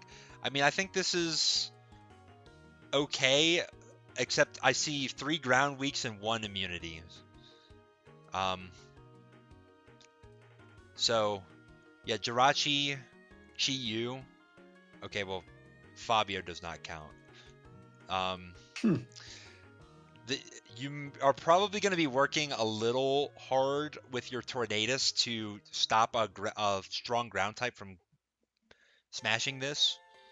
Um, and then in particular, because these mons are not like ultra fast, something that's not necessarily a sweeper ground type, like Great Tusk, looks a lot scarier into this team, I think. Mm-hmm. Like, it being faster than all but like 4 mons, and threatening significant damage with Headlong Rush on all of them that's scary. And that's just one Mm-hmm. example. Clear the other, like Ursaluna, your Iron Treads, your Excadrills, things like that are going to be scary as well. Quite a few fighting and fairy weeks as well, but you kind of have, well, okay, not really, because Hattrem is that's not a real fighting resist. I mean, yes, it never mind. I'm not gonna say anything, but yeah. So Tornadus being your only fighting and your only ground resist really on this team, looking scary. A lot of fighting and ground type Pokemon are packing like a Stone Edge or an Ice Punch or Ice Spinner. So like I see this team probably getting exploited on the on its defensive weakness here. Yeah, yeah. I'm. I think we're probably being a little overcritical on this team because we know how it ended up here, and it's just like it's so whack Yeah, how the draft went down. That if you just showed me this team on paper, I would probably be like, oh yeah, that's not bad. Like if you put like Tornadus T, Chiyu, Terapagos, Quavel like down in a line next to each other with Jirachi and stuff, I'd be like, okay, yeah, right. Like I yeah, don't know about the rest of the low tiers bringing it together, but those are some good guys. But right. like seeing them like seventh and shit picked down there, I'm just like, what happened? Yeah, And I know what happened, and so that's. I think like I'm biased looking at this team because of that. So yeah. yeah. I, you know what? Just like a free piece of advice here. I think Wheezing would be great for this team if you could fit that in. You'd have another ground immunity. You'd have a fighting resist. So you can free up your Tornadus from having to hold down both of those. Um, so I would draft Wheezing with this. I don't know who you're switching for that. Maybe I don't know. Maybe Gudra. Maybe Blastoise. Um, but yeah, sorry, I kind of went on a completely different point than what you were saying, but I I almost agree with you, but I still think this like defensively, this team has a pretty notable weakness. Hmm. Um, and I think that would get brought up. I would have brought that up anyway. So for the speed, I mean, Doug Trio is definitely the electrode problem, where it's like, yes, it's fast, but it like, come on, it's not doing anything. Like, I don't know. Hmm. Actually, let me see its attack stat. Yeah, no, it's not really doing anything. Um, so that's a pretty big gap. You could see it as such. Um, from 121 to 100. 110s are gonna love this team. Uh, that's for sure. And I guess that's another thing is like Tornadus has to be your speed control as well. So like this Tornadus has to be pulling double shifts. Hmm. I mean, if Um, there's anything that could do it, it's probably tornadoes. But yeah, but I could see, and I don't mean to speak this evil onto you, Josh, but I could see a game where Tornadus comes in and misses a hurricane and dies, and the whole game just blew wide open. mhm. The fast ground type now just wins the entire game from there. Um, so like, the I hope that doesn't happen to you, but be aware. Um, yeah. Any other closing remarks? Nope, none from me. Nope. All right. Last team.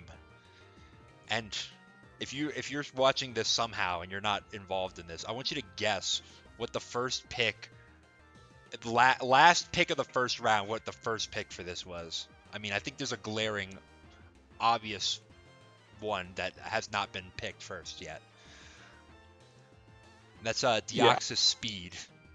The fact that yeah. Deoxys Speed made it to the 14th pick, I mean, I'm questioning how serious some some of you all are. Um, Deoxys Speed is, I mean, what what can you say about it? Right. Like your speed control is handled for the rest of the draft. You outspeed Choice Scarf Pokemon just by yourself. Like you have you have a Pokemon that you can bring to every matchup and do something different with it. You can set hazards, you can like try and break, you can be a setup win condition, like you what do you have coverage for everything. Like your Deoxys is fucking speed, baby. Like he's the goat. Now, I will say, I mean, that was a lot of glazing. You sound like a LeBron Yeah, fan right now. I'm just, but in any case, he's the strongest. What else is there to say? in any case, I will say base 95s in the attack and special attack are not fantastic. No. Like they're you could definitely get a lot better. I mean, look at bums like Sneasler and Garchomp, which are like, I mean, well, I guess this is a bad example. Sneasler's banned and Deoxys Speed is a UU bottom feeder now. But from a draft context, right? Mm-hmm. Like we're not giving as much respect to Sneasler and Garchomp as we do to Deoxys Speed, and that's because in draft you know what your opponent's speed stat is going to be. So Deoxys Speed only has to look at their top speed, maybe a potential Choice Scarfer on their team, maybe a potential Booster Energy Pokemon on their team, and say, I'm just gonna run enough to get past that, and then I'm putting it all on special attack or putting it all on attack. And when Or you're, putting it all in bulk.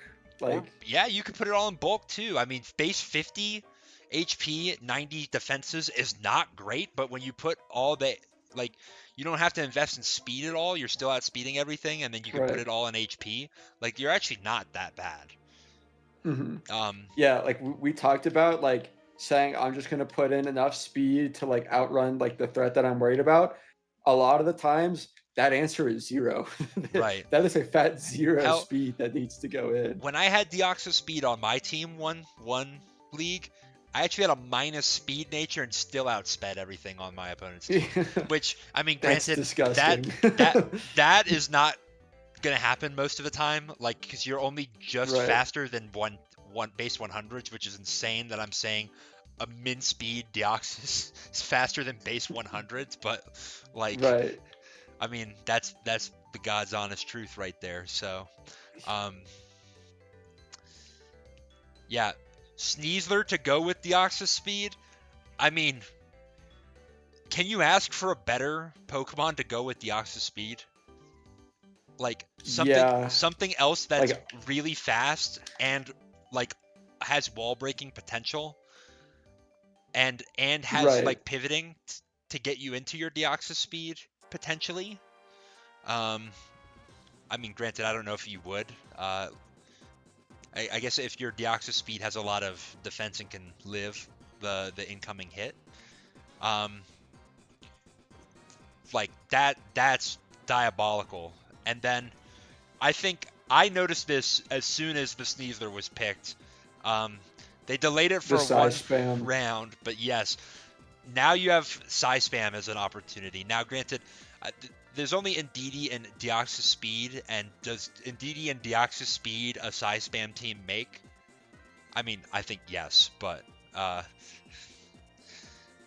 like, wow, like Deoxys Speed, Sneasler, and Indeedee, like you're already set. Like you can just Malfoy it up and take a bunch of defensive mons and call it a day.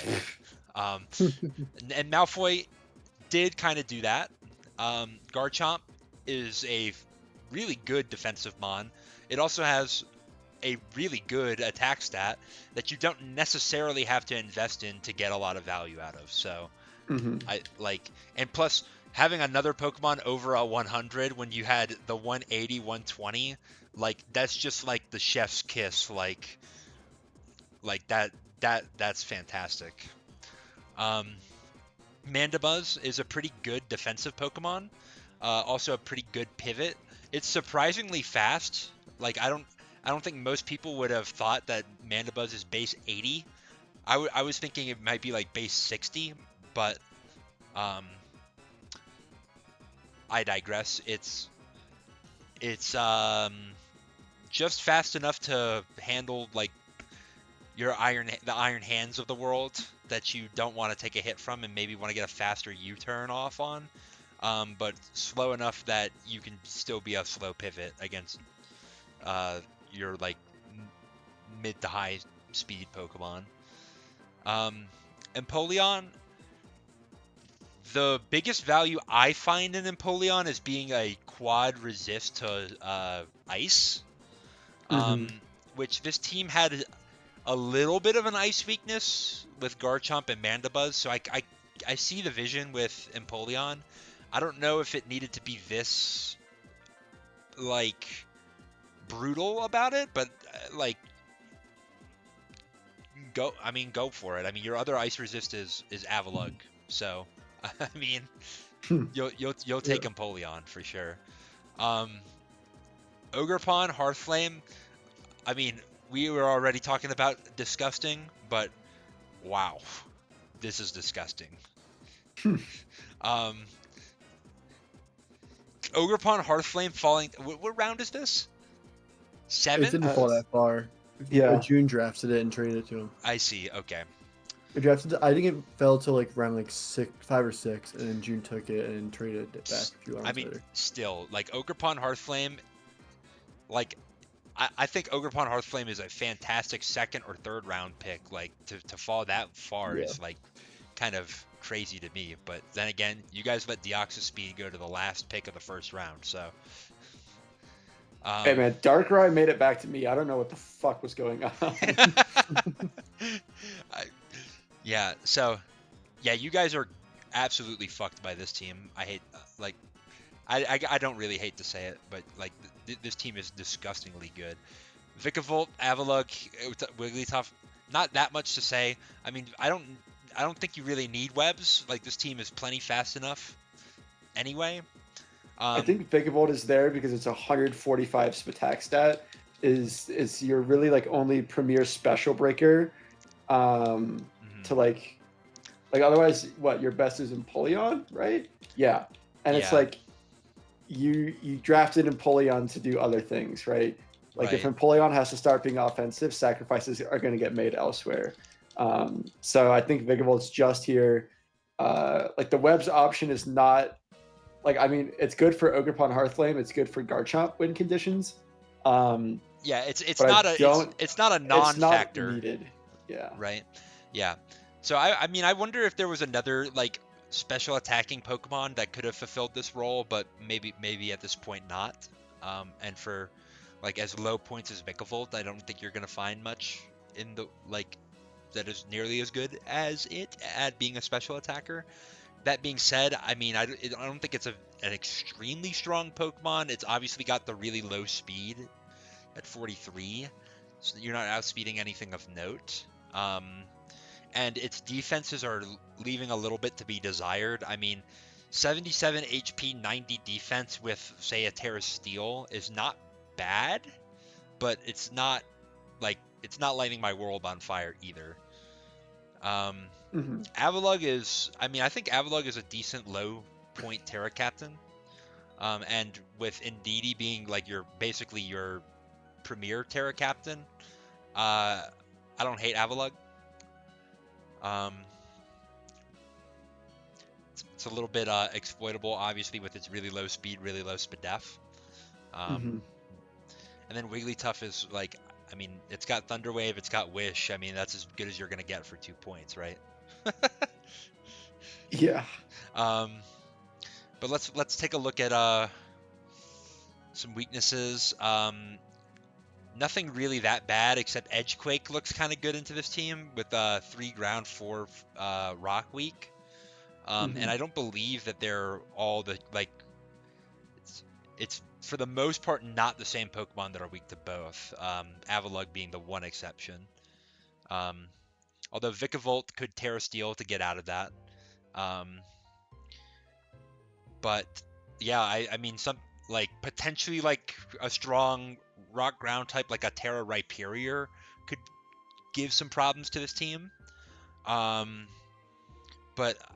like we talked about losing to Iron Valiant. I mean, if you're gonna lose to Iron Valiant, like there's not much you can do about that. Losing to Rhyperior though, I mean, I think there's you could do a little more about that. Right? I mean, Ogerpon is certainly gonna force Patera. And then you can play a game thereafter.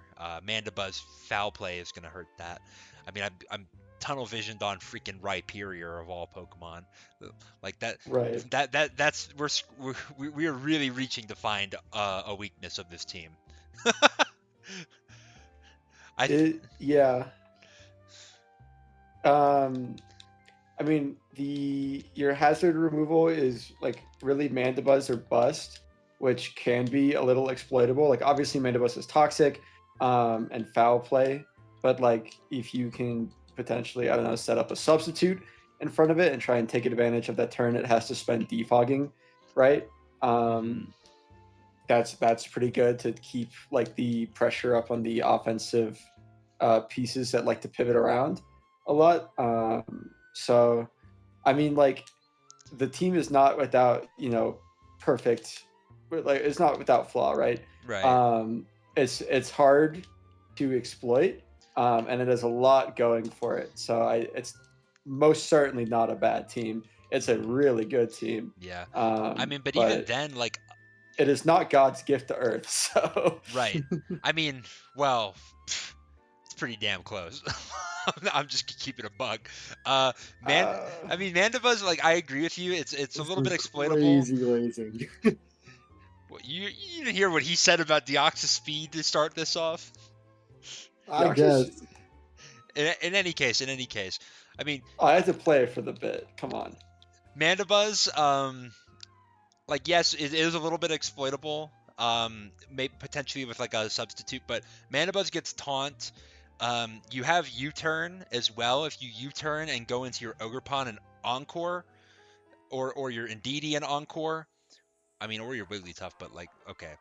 Uh, like that's not free either. Like, this team, I think, or you have Whirlwind on Mandibuzz as well.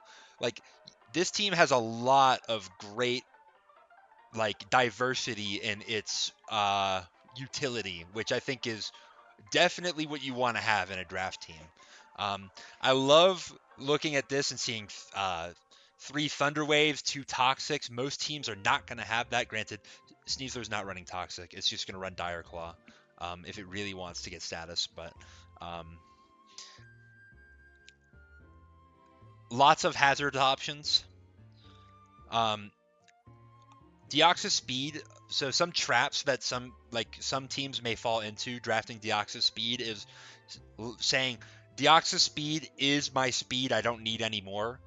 And then you have like the thing that we were talking about with some of these teams, like maybe like this, like with Jolteon being your fastest, for example. It's like, okay, well, I can't catch that, so I just have to outspeed the next fastest. And if the next fastest was like a base 100, you're like, oh, I'm chilling, right? But this team avoids that by picking a lot of other really good fast Pokemon. Like, these, all 4 of these are plenty fast enough to say, like, not allow you to just say forget it with my speed. And like something like Sneasler and Ogerpon are so strong, like you you're not always going to have a great defensive Pokemon to just be able to switch in and take every hit from these two. Um, Another thing is that a lot of people will not draft good hazards to go with Deoxys Speed, which is a pitfall in 2 ways. One, yes, Deoxys Speed does get hazards, particularly spikes, but you don't want Deoxys Speed to be your hazard setter all the time. Like sometimes it can be, like it can afford to do that role, but you want to take advantage of being a really fast revenge killer with a super duper strong Psycho boost to your name. Mm-hmm. Um, and also because Deoxys Speed does not have the most fantastic attacking stats, it appreciates hazard support itself. And it's not like, as good as Deoxys Speed is, it's not going to set up its own hazards uh, and then sweep the game. It needs some support as well. And having Garchomp to set hazards, having Ogerpon as a potential spiker as well, and then having rocks on some really consistent Pokemon like Empoleon, um, like you avoided that pitfall as well. So I think if you are watching this and you're saying I want to build a Deoxys Speed draft team, like this is like the model to follow, I think. Yeah, you should just get 3 Pokemon that go in the first round that make it to you in rounds like 3 through 4. We should just have Deoxys, Speed, Yeah. Sneasler, and Garchomp somehow all make it to you. Yeah, well, granted, yes. I mean, you're probably not going to get this exact draft ever again. Like these top four, being able to get all four of those is really, really crazy. But like there are some things you could substitute in and out here. Like, say, I don't know if you like a Sneasler. Like, Weavile's not nearly as good as Sneasler. Well, depends on what your team needs, but like that's an option. There are 3 other Ogerpons you could get. Garchomp, like a Ting Lu for setting spikes, or like a Gliscor could go there instead. In any case, like I see the vision of this team, and I agree that it's a good vision.